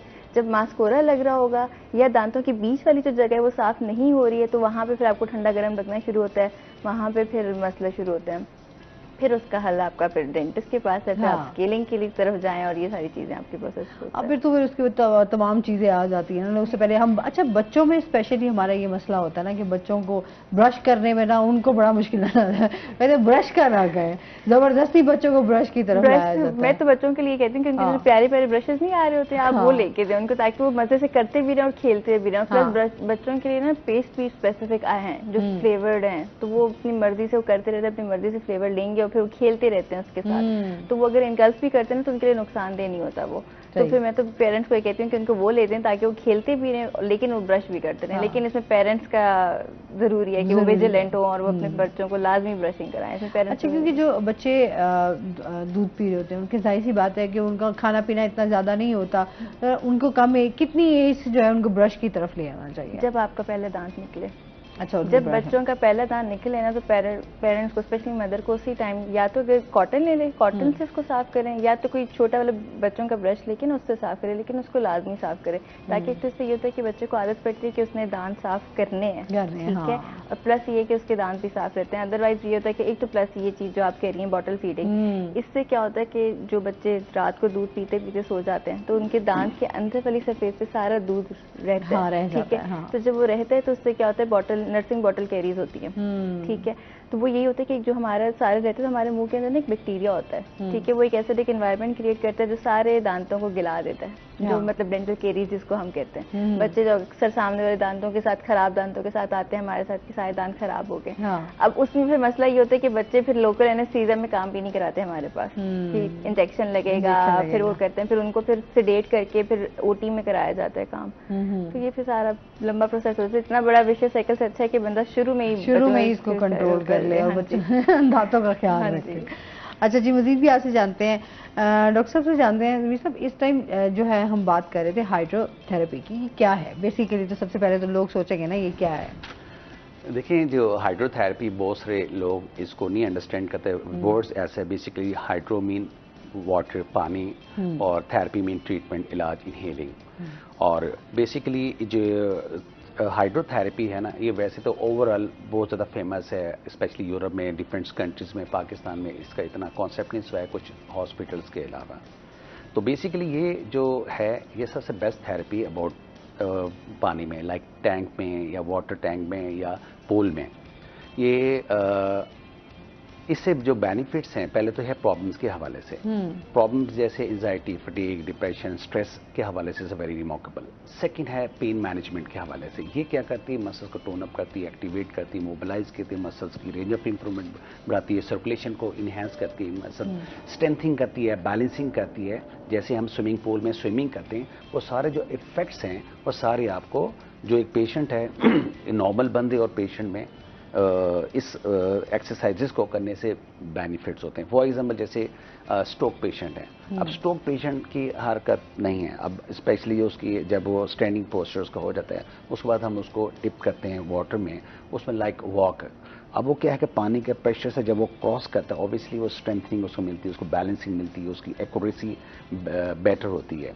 उसके बाद हाथों की मूवमेंट है, हाथ को जब मतलब लाइक वेव क्रॉस करते हैं, जैसे हम रनिंग करते हैं, रनिंग में हैंड हमारे क्रॉस होती हैं, वो क्या होता है रनिंग में तो ऑब्वियसली हम एयर को क्रॉस करते हैं, जैसे प्लेन अप्लाई करता है, इसी तरह से हम अपनी स्पीड को इन्हांस करने के लिए हैं, इसी तरीके से हाथों की मूवमेंट से उनके हाथों की रेजिस्टेंस पैदा होती है, और मैं मतलब है कि उनकी इनहेल जो प्रॉब्लम्स है वो जल्दी रिकवर होने में काफ़ी उनको बेनिफिट्स मिलता ही है।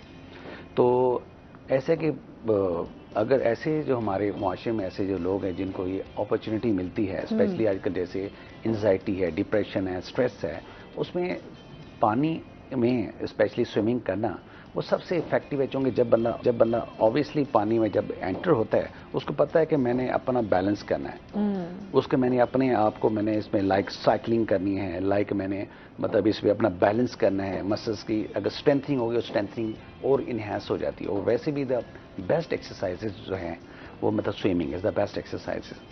बट क्या है कि हमारे यहाँ ऐसे बहुत कम अपॉर्चुनिटीज़ हमें मिलती हैं जहाँ हमारे माशरे में लोग जाएं और इससे मुस्तफ़ीद हैं। मुल्तान में अगर देखा जाए कोई 5-6 जगह हैं, बट उधर मेंबरशिप है, आम मतलब एक क्लास तो जा सकती है, आम लोग नहीं जा सकते।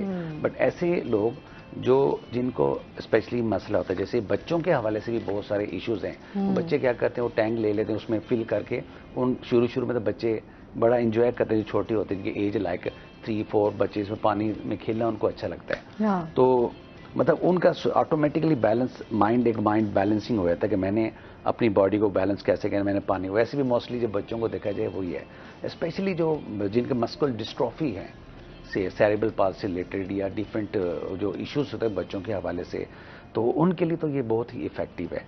तो इसको लाजमी जो है हमें वो प्रमोट करना चाहिए। और मतलब अगर नियरेस्ट पॉइंट पे कहीं भी ऐसा पूल है तो उसको लाजमी आप अपनी लाइफ स्केड्यूल में इसको रखना चाहिए। सही हो गया।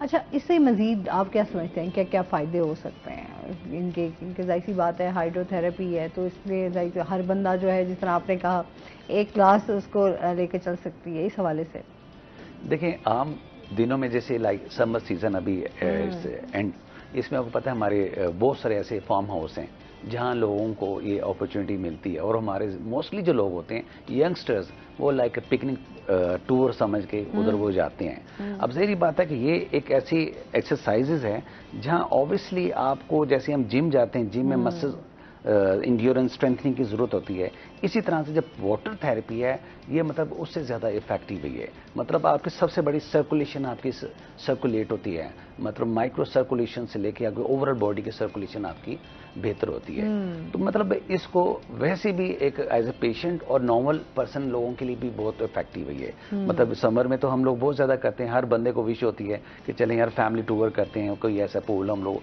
बुक करवा लेते हैं जहाँ हमारी फैमिली भी स्विमिंग करें, जहाँ हम जो दूसरे लोग हैं बच्चे भी हैं वो मतलब इसको लाइफ स्केड्यूल में इसको ले लेते हैं। बट बेनिफिट्स जहाँ तक है इसका, ऑब्वियसली जैसे मैंने बताया है कि बैलेंस बेहतर होता है इसका, सर्कुलेशन बेहतर होती है, रेंज ऑफ मोशन एक्सरसाइजेज वो एक्सरसाइजेज जो हम लोग नॉर्मल करते हैं like cardio exercise, Zumba exercise, aerobics exercise, वो सारी आप अंडर द वाटर आप सारी एक्सरसाइजेज कर सकते हैं।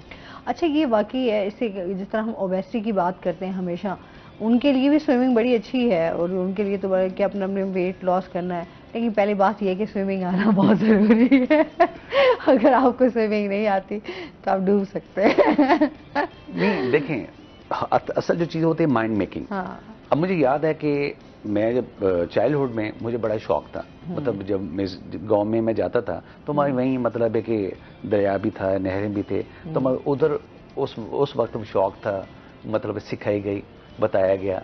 तो आपने जाके नहरों में सीखना, मतलब उस वक्त कॉन्सेप्ट नहीं था ना पूल का, जाहिर सी उस वक्त पूल कॉन्सेप्ट नहीं था उस वक्त, तो लेकिन उस टाइम तो खतरात भी ज्यादा होते हैं कि बंदा बह जाए। नहीं मतलब है कि वो पेरेंट्स साथ होते थे, दो साथ होते थे, मतलब एक जो है ना वो प्रोटेक्शन। अच्छा, बाहर के मुल्क की बड़ा अच्छा मैं देखती हूँ, जो उनके छोटे छोटे बेबीज होते हैं ना, हम तो अपने बच्चों को नहलाते हुए भी थोड़ा सा डरते हैं कि यार इनके कानों में पानी ना चला जाए, इस तरह ना हो जाए, कुछ उस तरह ना हो जाए, लेकिन वो अपने बच्चों को स्विमिंग सिखा रहे होते हैं। ये मुझे भी देख के बड़ा अच्छा लगता है कि यार उनका छोटे छोटे बच्चों को अपने ट्रेन कर रहे होते हैं, अभी 1 साल के होते हैं। ये देखिए, ये होते सारे मैनर्स और एटीट्यूड और बिहेवियर। मतलब आप देखेंगे अगर जापान को देखा जाए, जापान इस टाइम बिहेवियर का तो वर्ल्ड नंबर 1 कंट्री है। मतलब हर चीज़ उनका, स्पेशली नर्सिंग ग्रास रूट में बच्चों को एजुकेट करते हैं। जो कॉन्सेप्ट हमारे पाकिस्तान में हमारा भी कॉन्सेप्ट नहीं है। हम लोग वैसे तो हम कहते हैं वो ये एजुकेटेड, बट वो एजुकेशन उस लेवल की हमारी नहीं है, ग्रूमिंग नहीं है। मतलब एक हमें मैनर्स प्रॉपर एक मुआशरे में रहने के लिए जो एक मैनर्स बताए जाते हैं, सिखाए जाते हैं, अभी हम उस पर भी फीलफुल नहीं होते। वैसे तो हम हर चीज ब्रेक कर रहे थे, नहीं कोई जरूरत नहीं। जैसे हम पाकिस्तान से बाहर जाते हैं, लाइन में भी खड़े होते हैं, इशारा भी हम लोग बड़े तरीके से करते होते हैं, फॉलो करते हैं। तो वही हर चीज पता होता है कि जनाब अगर किए तो जेल भी हो जाएगी और फाइन भी अच्छा खासा होगा। ऐसे ही। तो मतलब एक लाइफ में डिसिप्लिन ना होने की वजह से अगर वो लोग आज कामयाब लोग हैं, वर्ल्ड वाइड उनका एक नाम है, तो सबसे पहले उन्होंने अपने मुआशरे को ग्रूमिंग दी है, उनको ट्रेनिंग दी है, उनको सिखाया गया है। तो अल्लाह करे कि ऐसा जो चीज़ें हमारे जो स्कूल्स कॉलेजेस हैं उधर भी ये चीज़ें हमारे जो टीचर्स हैं, क्योंकि जब हम लोग पढ़ते थे हमें याद है कि हमें अक़वाल ज़री से हमें बताया जाता था, सिखाया जाता था कि मतलब कोई भी अकॉर्डिंग टू इस्लाम बात की जाती थी, फिर उसके मुताबिक हम वो पहले अपना डिलीवर हमारे टीचर करते थे, उसके बाद वो अपने लेक्चर की तरफ आते थे।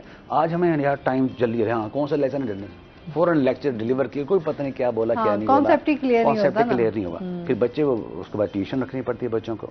फिर बच्चे जब मतलब एजुकेट हो जाते हैं, यार हमने सारी जिंदगी जो पढ़ा है उसका बेनिफिट क्या है, फिर हम बात ये चीज करते हैं। मतलब फिजिकल एक्टिविटीज भी तो हमारी खत्म हो गई है ना, बच्चों की खेल की तरफ, हमारे स्पोर्ट्स की तरफ उस तरीके से नहीं है। अच्छा यहाँ पर स्विमिंग की जिस तरह हमारे से बात कर रहे हैं, तो बहुत कम इंटरेस्टेड लोग होंगे जो स्विमिंग की तरफ जाएंगे और अपने बच्चों को ट्रेन करेंगे। अदरवाइज तो हमने नहीं कभी देखा कि इस हवाले से कोई हमारी एक्टिविटीज़ पाकिस्तान में उस तरीके से चल रही हूँ। बाहर के ममालिक में तो बहुत ज़्यादा इनकी चीज़ें कॉम्पिटिशन्स भी हो रहे होते हैं, ट्रेन भी कर रहे होते हैं, लेकिन यहाँ हमारे थोड़े से इश्यूज हैं यहाँ पर अभी बहुत। हर समर में आप देखेंगे बेशुमार हमारे जो नौजवान नस्ल की जो है ना वो डेथ होती है। डेथ क्यों होती है? जो वो मतलब एक डाइव जो लगाते हैं, अब इसमें भी मैंने कई मेरे सामने में अपने जानने वालों में कहीं वो डेथ हुई है, मतलब उनको पता नहीं वाटर का मतलब कितनी उसकी हाइट है, कितनी डेप्थ है, वो उनको नहीं पता। अब ऐसे बेशुमार है, मतलब जब भी हमारे मजीद प्रोग्राम देख रहे हैं, जब भी वो किसी पूल पे जाएं, पहले तो उसकी मेजरमेंट देखें। उसकी मेजरमेंट कितनी है, आया कि आप जो इसमें जो डाइव कर रहे हैं तो ये खुदा न खासा हेड इंजरी तो नहीं आपकी नहीं हो रही, कोई ऐसा कोई स्पाइन इंजरी हो जाए, मतलब इस चीज़ को बड़े केयरफुली उनको देखना चाहिए कि खुदा न खासा ऐसी इंजरी ना हो जाए। ये बहुत सारी चीज़ें हैं छोटी छोटी, उनका ख्याल रखना जो है वो बहुत ज़्यादा ज़रूरी है। अच्छा जी, इसके साथ साथ जो है एक तो अभी जिस तरह जदीद टेक्नोलॉजी भी आ गई है डॉक्टर साहब, हम दांतों के हवाले से बात करें तो बहुत सारे जो है स्माइल को बेहतर करने के लिए आपके दांतों के हवाले से जो है उसमें क्या क्या आप चीज़ें न्यू आई हैं, उस हवाले से भी बताइए। स्माइल को बेहतर करने के लिए हमारे स्माइल में अभी जो लेटेस्ट टेक्नोलॉजी चल रही है ना, उसमें हम लोगों के पास बहुत सारी चीज़ें हैं। हमारे पास कैट कैम्स आ गए हैं, हमारे पास मशीनरीज डिफरेंट आ गई हैं, जिसमें सबसे पहली चीज़ जो हमारे आगे पीछे दांत हैं, ठीक है, उसके लिए जो सबसे आजकल लेटेस्ट और फेमस चल रहा है इनविजिबल अलाइनर्स जो चल रहे हैं, ठीक है। अब उसमें तो अभी तो लेटेस्ट टेक्नोलॉजी है कि हम सिर्फ सॉफ्टवेयर के थ्रू ही सारा कुछ करते हैं। वो सॉफ्टवेयर आपको सब कुछ करके देता है, वो आपको बताता है कि किस तरह सारा रिजल्ट आउटकम होगा, ये पेशेंट का स्टार्ट से लेके कि ये पेशेंट का है, ठीक है, उसके बाद फिर उसका रिजल्ट क्या आएगा वो एंड तक हमें पूरा करके देता है सॉफ्टवेयर। तो जो चीज़ कंप्यूटर करे वो फिर परफेक्ट होता है, वो फिर बड़े मजे का वो उसका सारा कुछ होता है। वही हम कहते हैं ना, जिस तरह आर्टिफिशियल इंटेलिजेंस आ रही है ना हमारी लाइफ में, सॉफ्टवेयर टेक्नोलॉजी एडवांस हो रही है, तो ये हमारी बहुत है। अच्छा, मैं कल ही देख रही थी जो है, आप सैलून में जाते हैं, जाहिर सी बात है हमें तो हमें ट्रीट, तो वहाँ पर रिपोर्ट ऑलरेडी जो है वो बाल डाले। वाह वाह, ये आने वाले टाइम में मुझे लगता है खवातीन नजर आएंगी और रिपोर्ट आपको जो है वो नजर आएंगे, आपके ट्रीटमेंट कर रहे होंगे।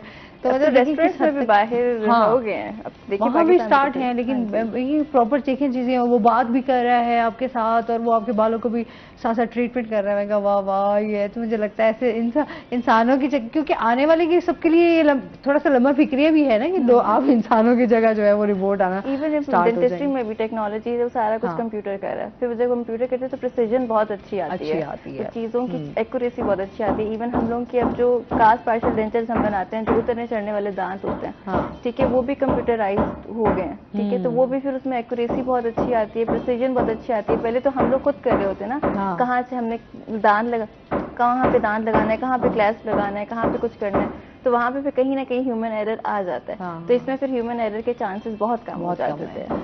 अच्छा, जिस तरह अभी होता है कि आपने किस दांतों को, आपके जिनके टेढ़े मेढ़े दांत हैं, तो उनको होता है कि यार अच्छा यार पहले तो आपके ये वाले 4 दांत यहाँ से निकाल दिए जाएंगे, 4 दांत आपके यहाँ से निकाल दिए जाएंगे, फिर कहीं जाके आपको जहाँ ब्रेसेस लगेंगे, फिर आपके जो है वो दांत आपके फिक्स होंगे और वो अपनी जगह पे आ जाएंगे। अभी भी यही पेनफुल प्रोसीजर है। देखिए अब उसमें वही चीज़ मैं आपसे कह रही हूँ ना, इसमें फिर मल्टीपल ऑप्शंस होते हैं। फिक्स प्रोस्थेसिस तो है, फिक्स ऑर्थोडोंटिस्ट तो है ही है, ठीक है। अब उसमें ये चीज़ है कि जो हम लोग दांत निकालने का बोलते हैं ना, वो इसलिए करते हैं कि क्राउडिंग होती है, ठीक है, स्पेस नहीं होती। जब हमें स्पेस क्रिएट करनी है ना, तो फिर हमें दांत निकालने पड़ते हैं, ठीक है। फिर जब हम दांत निकालेंगे, स्पेस बनेगी, तो हम दांतों को पीछे करेंगे ना बेसिकली, ठीक है। वो फिर पीछे करके अलाइन करना होता है हम लोगों ने दांतों को, तो इसलिए वहाँ पे दांत निकालना पड़ता है। वहाँ पे फिक्स, जो आप ब्रेसेस की बात करिए, वहाँ पे फिक्स ब्रेसेस होते हैं। दूसरे इनविजिबल अलाइनर्स भी यूज हम लोग करते हैं, लेकिन इनविजिबल इनका रिजल्ट कैसा है? इनविजिबल अलाइनर्स की लिमिटेशंस हैं कुछ।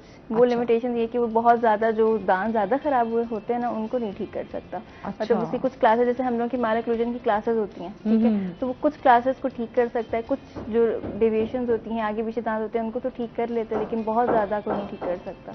अच्छा, वो फिर आपको वही जो हम लोग सॉफ्टवेयर है वो भी बता देता है, फिर लैब वाले भी बता देते हैं, और ऑब्वियसली जो डॉक्टर है वो तो बताते ही बताते हैं। हाँ, ठीक ये है, तो हो सकता है कि अच्छा, ब्रेसेस की भी तो जाहिर सी बात है, उसका तो एक टाइम पीरियड भी जो है वो जरा उसका प्रोसीजर डिफरेंट होता है। अच्छा, इसके साथ साथ जो हमारे मसूड़ों का खून आता है, इसकी क्या वजूहात है?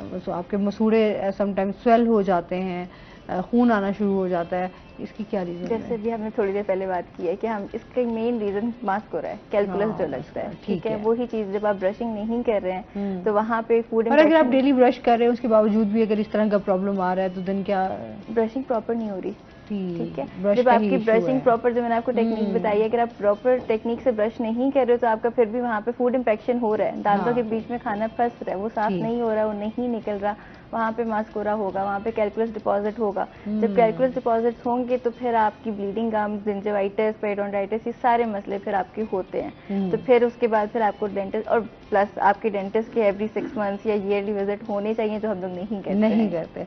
अल्लाह ना ही ले जाए। वो तभी जाते हैं जब कोई मसला होता है, जब दर्द शुरू हो जाती है, फिर पकड़ के दर्द हो रही है, कुछ करते हैं। सही बात है। और जो दांत का दर्द है ना, यकीन करे, अल्लाह माफी दे, मैं कहती हूँ कभी किसी दुश्मन को भी ना हो। जो दांत का पेन होता है वो बहुत ज्यादा पेनफुल होता है, और इंसान उस तकलीफ से जो है वो बहुत ज्यादा गुजरता है।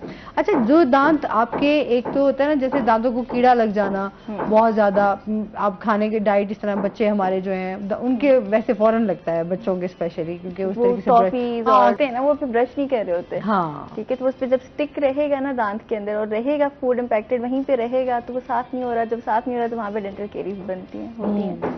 अच्छा, उनका क्या ट्रीटमेंट है? अगर दांतों को कीड़ा लग जाता है तो दांतों को किस तरह से आप जो है वो उसको महफूज रख सकते हैं? उसमें फिर आप वही डेंटिस्ट के पास जाएंगे, डेंटिस्ट के पास जाएं, यही आपने जाना डेंटिस्ट के पास, डेंटिस्ट के पास है सबसे पहले। उसके बाद फिर वही आपका सबसे पहले देखते हैं कि अगर आप पेनफुल नहीं है, पेशेंट को दर्द नहीं कर रहा है, तो फिर हम लोग सबसे पहले रेस्टोरेशन करते हैं, जिसको हम फिलिंग कहते हैं, ठीक है।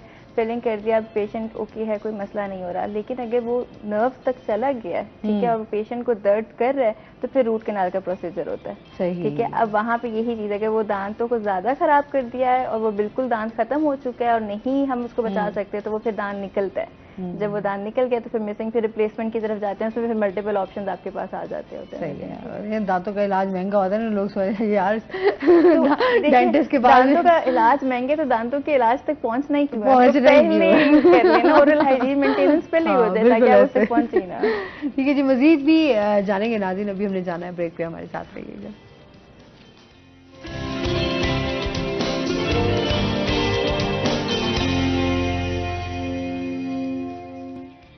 वेलकम बैक नाजरीन, रोही एट 10 में आपको खुश आमदीद कहते हैं। अच्छा ज़मीर साहब, जिस तरह हम हाइड्रोथेरेपी की तरफ जाते हैं, इसका ट्रीटमेंट क्या होता है? अगर कोई इस तरह की हो जाए कि आपको बैक पेन का कोई इशू हो जाए, या आपके किसी मसल्स का इशू हो जाए, आप स्विमिंग सही तरीके से नहीं कर पाए, क्योंकि इस तरह के मसाइल बहुत ज़्यादा रहते हैं, इश्यूज आते हैं, इसके हवाले से बताइएगा। अगर से आप इसको प्योरिटी पे लेके आते हैं ना कि हाइड्रोथेरेपी से आपको बेनिफिट्स क्या हो सकती हैं, देखिए जैसे हम हमारे पास पेशेंट आते हैं पेन मैनेजमेंट के हवाले से, तो ऑब्वियसली सबसे पहले उनके पोस्चर बताए जाते हैं। अपने पोस्चर ग्रास रूट पे आप आए, मतलब उठना, बैठना, लेटना, वॉशरूम कैसे बैठना है, कैसे उठना है, आपका मैट्रेस कैसे होना चाहिए, आपका पिलो कैसा होना चाहिए, ये सारे सर्कमस्टांसेस हम उसे क्लियर करते हैं। उसके बाद फिर उसको बोलते हैं कि आपकी डाइट आपकी ये होनी चाहिए, इस तरह से। अब इवन कि आप जब आपने थेरेपी लेनी है अपने हाइड्रो, तो एम्प्टी स्टोमिक जो है ना वो होना चाहिए। ये ना जैसे फूड खाए उधर से आप वो करें तो वॉमिट हो जाएगी वो आपको। तो वैसे स्टार्ट में क्या है कि आपने पानी में बैलेंस करना, अपने बैलेंस के लाइक वॉक आप करें, मतलब इतना ये नहीं कि आप पता चले कि आपकी हाइट जो है वो 5 है और आप 8 पे चले जाएं, इस तरह नहीं है। मतलब ये जो इनिशियल स्टेजेस पे आप अकॉर्डिंग टू हाइट आप सिंपल वॉक करें। मतलब जैसे आप वॉक करेंगे ऑब्वियसली आपको प्रेशर महसूस होगा जैसे, तो उससे क्या होगा, आपके सर्कुलेशन भी बेहतर हो रही है, कि मसल्स भी टोन हो रहे हैं, एक्टिवेट हो रहे हैं, मसल्स की रेंज ऑफ इंप्रूवमेंट हो रही है, सर्कुलेशन भी आपकी बेहतर हो रही है। उसके बाद ऑटोमेटिकली जैसे साथ एक रिंग लगा होता है, आपने उसको होल्ड कर लेना आपने। अब वो सारी चीजें वो बैलेंसिंग एंड स्ट्रेंथिंग, मतलब जब तक आपको बैलेंस नहीं होगा आप उस वक्त तक आप डीप पे नहीं जा सकते। सबसे पहले बेसिक है ग्रास रूट पे अपना बैलेंस आपने करना है। वो स्पाइन जहां आपको हर्ट है उसको आपको स्ट्रेटन रखना पड़ेगा। उसके बाद जैसे आपने हाथों को होल्ड किया, आपने लेग को लेग रेजेस आपने किए, उससे आपको पता है कि आप उसको आप छोड़ते हैं, फौरन ग्रिप कर लेंगे, अपने आप को बैलेंस कर लेते हैं। जब बैलेंस फिर आप उसके बाद आप मतलब आप कॉस्ट पे हैंड आप यूज करते हैं या आप इस तरह से आप करते हैं, वो फिर अदर मूवमेंट उसकी शुरू होती है। इनिशियल बेसिक जो ग्रास रूट पे मतलब सीखने के अंदाज में। अब हमने अगर देखना है कि हमारे पास जो एक स्पाइन से रिलेटेड पेशेंट है, उसके लिए उस पे कौन कौन सी एक्सरसाइजेस उसके लिए जरूरी हैं। अब मतलब आप खड़े हो गए, आप आराम से आप पानी में खड़े होकर पीछे आपने बैक ली, आप लेग को आप होल्ड करेंगे, इसको आप दोनों हाथों से पकड़ सकते हैं। फिर इसी तरह से आराम से उसको लिफ्ट करते हैं, उस लेग को आप कर सकते हैं। आप इसी तरह से लेग को स्ट्रेटन आप कर सकते हैं वन लेग पे, अदर लेग पे भी आप इस तरह से आप स्ट्रेटन कर सकते हैं।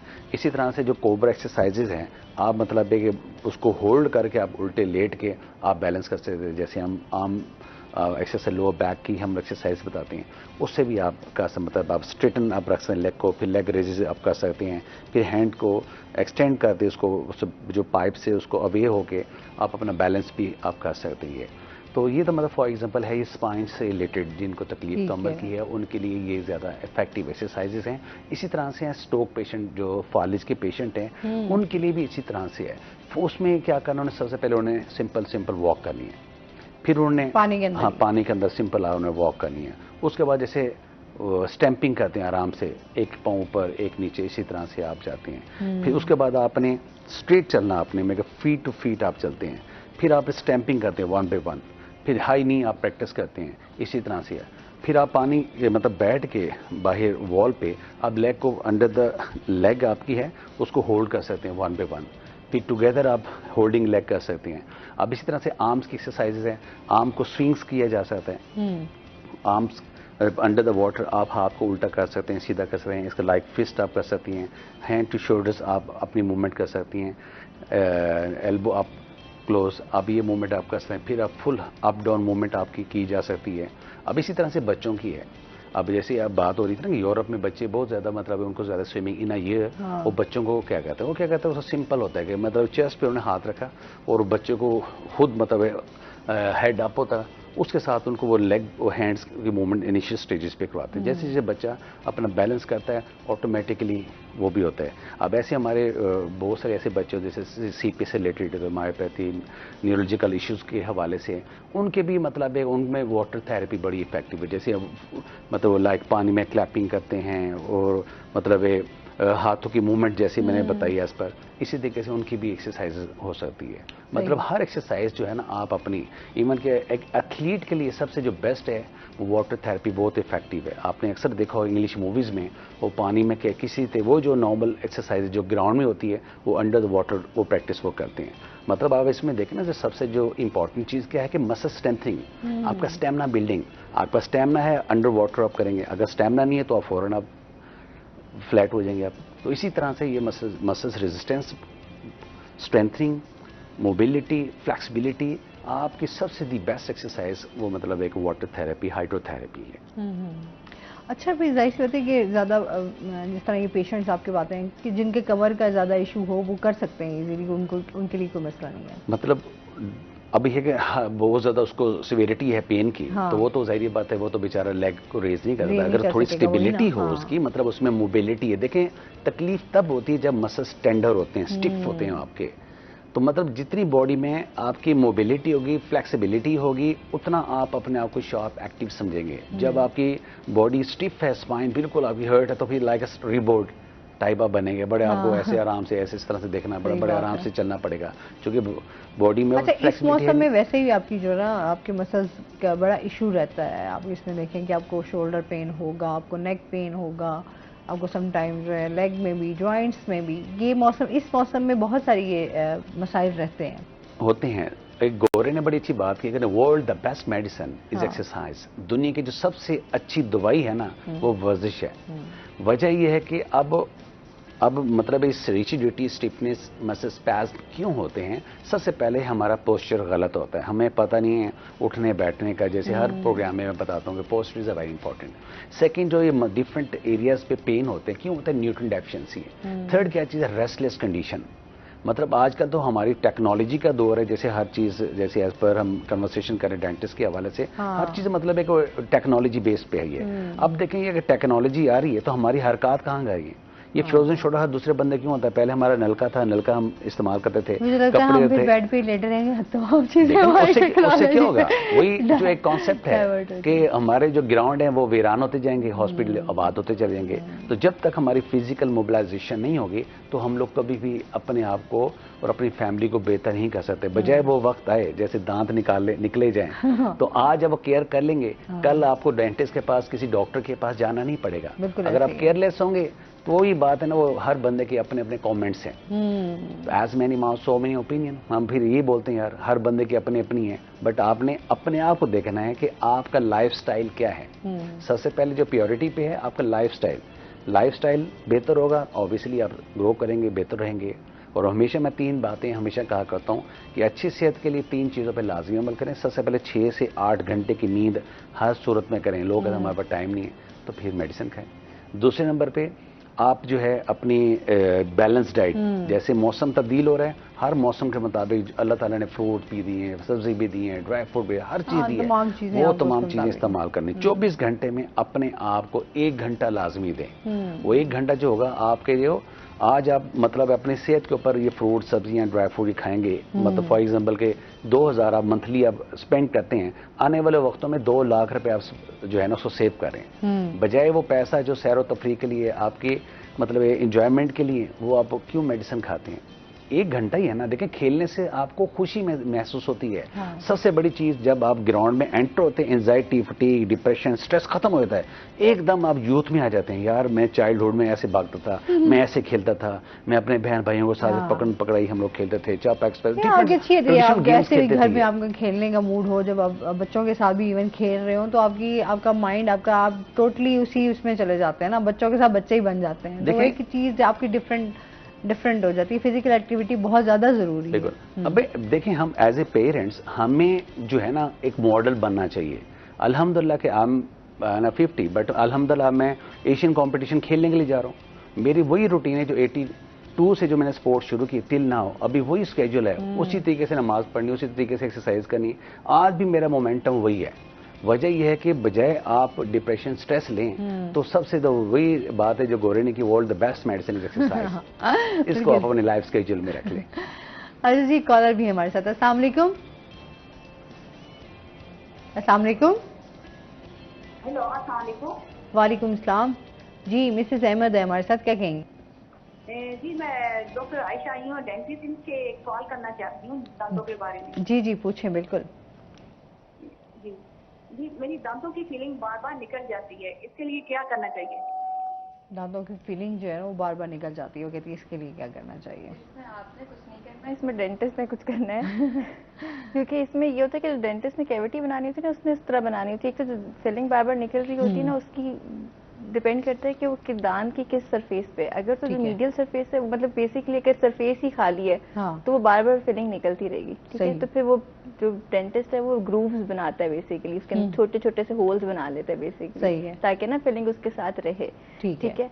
या फिर ये होता है कि अब जो फिलिंग निकल रही है बार बार, तो या पेशेंट उस जगह पे जो डेंटिस्ट उसको प्रिकॉशंस बता रहा होता है कि आपने उस साइड से खाना नहीं है 24 आवर्स के लिए, या वहाँ से कोई चीज नहीं खानी, या कोई हार्ड चीज नहीं खानी।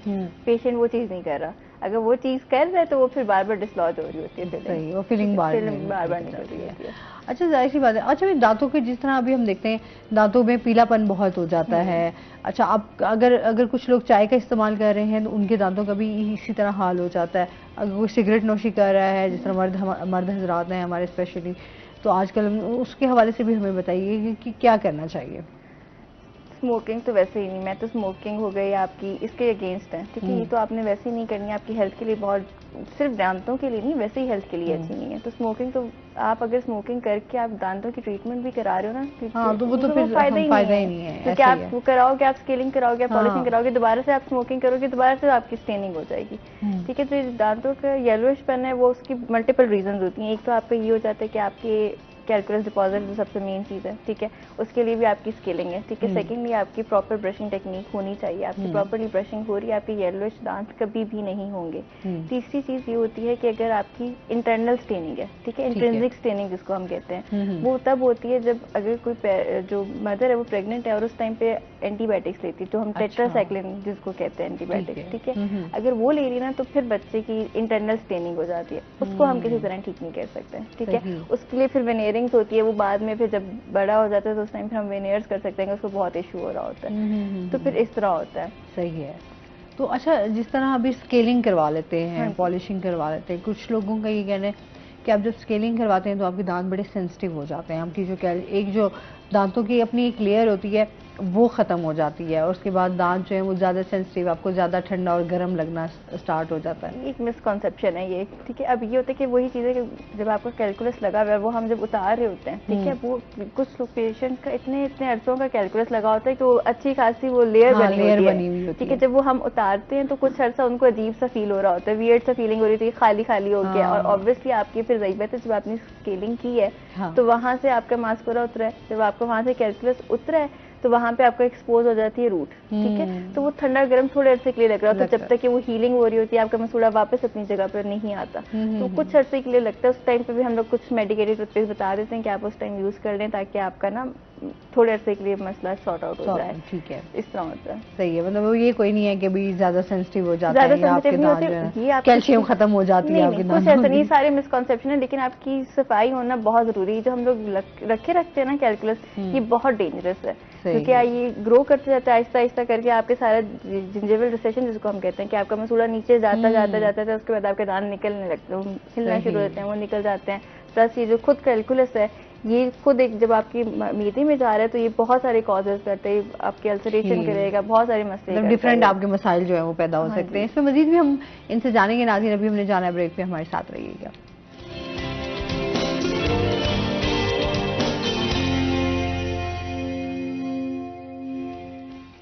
वेलकम बैक नाज़रीन, और इसके साथ ही चलते हैं अपने सेगमेंट की तरफ, आज के भाव। अच्छा जी, हमारे साथ अहमर खान बाबर मौजूद हैं, इनसे जानते हैं आज मार्केट में सब्जियों फलों के क्या रेट्स हैं।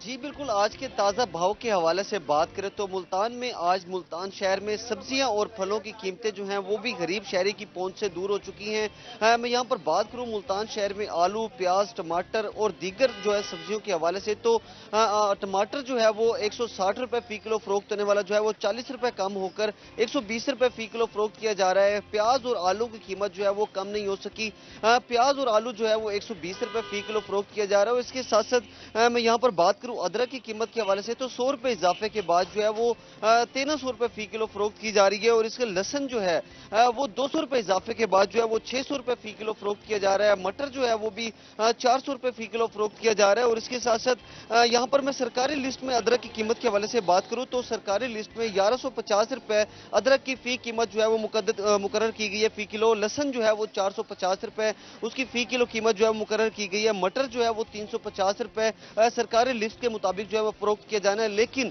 महंगाई होने के बाद जो है वो दुकानदारों ने जो है वो अपनी मर्जी के रेट भी लगाए हुए हैं। और इसके साथ साथ जो 80 से 100 रुपए मिलने वाली जो है वो हरी मिर्च शहर में जो है वो 200 रुपए फी किलो जो है वो फरोख्त होने लगी है। और इसके साथ साथ सरकारी लिस्ट में टमाटर, प्याज और आलू की कीमत के हवाले से बात करूं तो प्याज जो है वो सरकारी लिस्ट के मुताबिक जो है वो 80 रुपए फी किलो फरोख्त किया जाना है। टमाटर जो है वो 68 रुपए फी किलो फरोख्त किया जाना है, और आलू जो है वो 82 रुपए फी।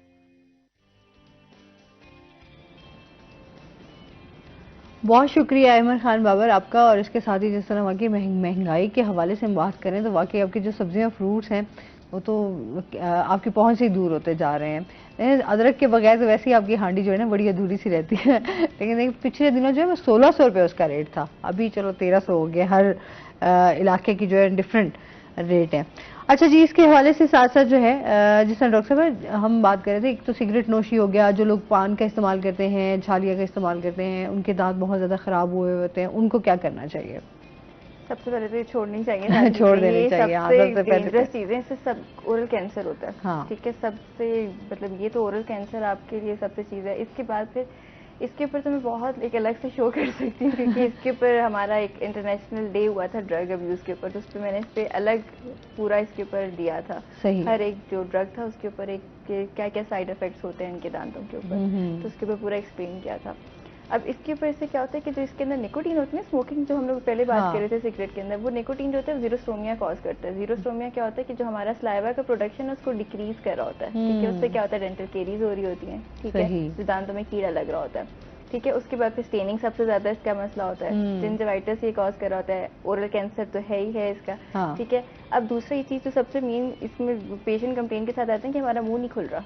ठीक है, उसमें ये होता है कि बैंड्स बन जाते हैं माउथ के अंदर। ठीक है, जो छालिया पान खा रहे होते हैं वो फिर जो होते हैं ना बैंड, उसको ओरल सबम्यूकस फाइब्रोसिस कहते हैं। ठीक है, अब जो ओरल सबम्यूकस फाइब्रोसिस है वो फिर किसी तरह ठीक नहीं होता, उसकी सर्जरी ही करनी पड़ती है। अब इसके फिर बहुत सारी चीजें, बहुत सारे नुकसान है इसको। तो सबसे पहले वही चीज है कि इसको सबसे पहले काउंसलिंग के थ्रू, और प्लस सबसे चीजों में सबसे फोकस करती हूँ वो हमारी डेंटल एजुकेशन है, जो स्कूल से स्टार्ट होनी चाहिए। हाँ, बिल्कुल ऐसे स्कूल में ही इसकी होनी चाहिए कि आपको बताएं बच्चों को कि किस तरह ब्रशिंग आपने करनी है, प्लस इनके नुकसान, यही सारे जो मंशियात हैं सारे। ठीक है, इनके क्या क्या नुकसान। आजकल जैसे हम देखते हैं कि लोगों में ये चीजें बहुत ज्यादा बढ़ गई हैं, मंशियात का इस्तेमाल, बहुत ज्यादा नोशी, इस तरह पता नहीं क्या क्या चीजें इस्तेमाल करते रहते हैं। मंशियात एक दफा जो शुरू भी करते हैं उनको तो स्टॉप करना बहुत बहुत मुश्किल हो जाता है, क्योंकि हम लोग, मैं आपको बता रही हूँ ना कि इसका मैं एक पार्ट भी हूँ, तो इसको फिर हम लोग जब कर रहे होते हैं उसके बाद उसको स्टॉप करना और काउंसलिंग करना ऐसे पेशेंट्स की बहुत मुश्किल हो जाता है, और उनको फिर समझाना। तो वो लोग तो कहते हैं कि हम लोग तो रिसर्च की है इसके ऊपर, तो वो फिर कहते हैं कि हम लोग जो हैं खुद तो स्टार्ट कर चुके हैं, हम लोग तो स्टॉप नहीं कर सकते, बट वी डोंट वांट कि कोई और इसको स्टार्ट करे। सही। तो इसके बहुत नुकसान आते हैं मंशियात के। अच्छा, बहुत सारे लोगों के मुंह से बहुत स्मेल भी आती है, इसकी क्या रीजंस है और इससे किस तरह जो है वो हम इसको खत्म कर सकते हैं या दूर कर सकते हैं? Improper brushing technique. अब आप कहेंगे मैं सेम वही बात बोल रही हूँ, ब्रशिंग टेक्निक सबसे इम्पोर्टेंट है। आपकी ब्रशिंग टेक्निक सही है ना, तो आपके सारे आधे से ज्यादा दांतों के मसले वहीं पे हल हो जाते हैं। ठीक है, तो आपकी ब्रशिंग टेक्निक प्रॉपर है, आपके दांतों के मसले वहीं पे हल हो जाएंगे। दूसरा, अगर आप देखें ब्रश के पीछे लाइंस बनी होती हैं जिसको हम टंग क्लीनर्स कहते हैं। ठीक है, तो आपकी जुबान को भी साफ करना बहुत जरूरी है। ठीक है, तो जुबान बहुत साफ करना बहुत जरूरी है। जुबान बहुत जरूरी है आपकी साफ हो। ठीक है, तो वो उसको उससे साफ करें। तीसरी चीज है कि मेडिकल कंडीशंस हैं जिसकी वजह से मुंह से बदबू आ सकती है, उसमें आपकी आंख, नाक, कान का इन्फेक्शन हो सकता है, आपकी स्टमक अल्सरेशन हो सकती है, मैदे का जिनको मसला होता है उनकी वजह से उनकी वजह से बदबू हो सकती है, उनकी वजह से, क्योंकि इरोजन हो रही होती है ना उनकी वजह से, तो उसकी वजह से भी सारी बदबू आ रही थी। तो इन कंडीशंस की वजह से सारे मुंह में बदबू आने की। अच्छा, सेल्फ मेडिकेशन होती है, समटाइम दांतों पे बहुत ज्यादा पेन होने शुरू हो जाता है, आप ज्यादा तकलीफ में होते हैं, मुंह पे स्वेलिंग हो जाती है, तो उस हवाले से क्या कहना चाहेंगे? सेल्फ मेडिकेशन, सेल्फ टूथपेस्ट जो खुद से लेके यूज मेडिकेशन। अच्छा, होता है ना कि आप चले गए हैं मेडिकल स्टोर पे, अच्छा फलां दे दें, पेन किलर दे दें, तो वक्त ही आपको रिलीफ मिल जाता है, लेकिन हम समटाइम देखते हैं कि दांतों में पस पड़ी हुई होती है बहुत ज्यादा, आपको फील नहीं हो रहा होता। जाना अल्टीमेटली आपको फिर भी डॉक्टर के पास आना चाहिए। सेल्फ मेडिकेशन से खुद ना करें। जब आप खुद खा रहे हैं, आप मेडिसिन को खा रहे हैं, आप अपने मैदे के साथ गलत कर रहे हैं। ठीक है, आप मेडिसिन खाई जा रहे हैं, आपको नहीं पता कि मसला क्या है, आपके दांत के साथ मसला है, आपके मसूड़े के साथ मसला है, आपके मतलब मसला है, वो आपको डॉक्टर ही बता सकते हैं कि मसला है कि, और आपने मेडिसिन कौन सी खानी है। अब मेरे पास पेशेंट आके कहेंगे हम ये मेडिसिन खा रहे हैं लेकिन आराम नहीं आ रहा, और मैं उनको कहूंगी मेडिसिन इस मसले के लिए है ही नहीं। अच्छा, इनसेट तो हर दांत के लिए पक्की है। तो आप भी फिर देखें, फिर रेजिस्टेंस भी डेवलप हो जाती है ना, आप इनसेट खाते जाओ फिर वो आपको इफेक्ट ही नहीं करी होती है। और प्लस वही चीज है कि खाली क्योंकि पेन किलर खाली इफेक्ट नहीं करी होती है, आप पेन किलर तो खा रहे हैं, लेकिन अगर आपके दांत आपको रिलीफ मिलेगा, लेकिन आपको डॉक्टर के पास फिर भी जाना पड़ेगा। डॉक्टर साहब, बहुत शुक्रिया, बहुत अच्छा लगा आप हमारे शो का हिस्सा बनिए, और हमें दांतों के हवाले से बहुत ज्यादा जो है लोगों को पता भी चला होगा कि किस तरह आपने अपने दांतों का ख्याल रखना है। डॉक्टर साहब, आपका भी बहुत शुक्रिया। आपको मैसेज देना चाहेंगे हमारे व्यूअर्स को? बस मैसेज ये है कि the world the best medicine is exercise. दुनिया की सबसे अच्छी दवाई है वो वर्जिश है, इसको लाइफ स्केड्यूल में रखें। बिल्कुल, आप दोनों का शुक्रिया। और इसके साथ ही नाज़रीन, आज का शो यहीं पर खत्म। अपना बहुत सारा ख्याल रखिएगा, दुआओं में याद रखिएगा। इंशाल्लाह जिंदगी ने साथ दिया तो सुबह आपसे फिर मुलाकात होगी। अल्लाह हाफ़िज़।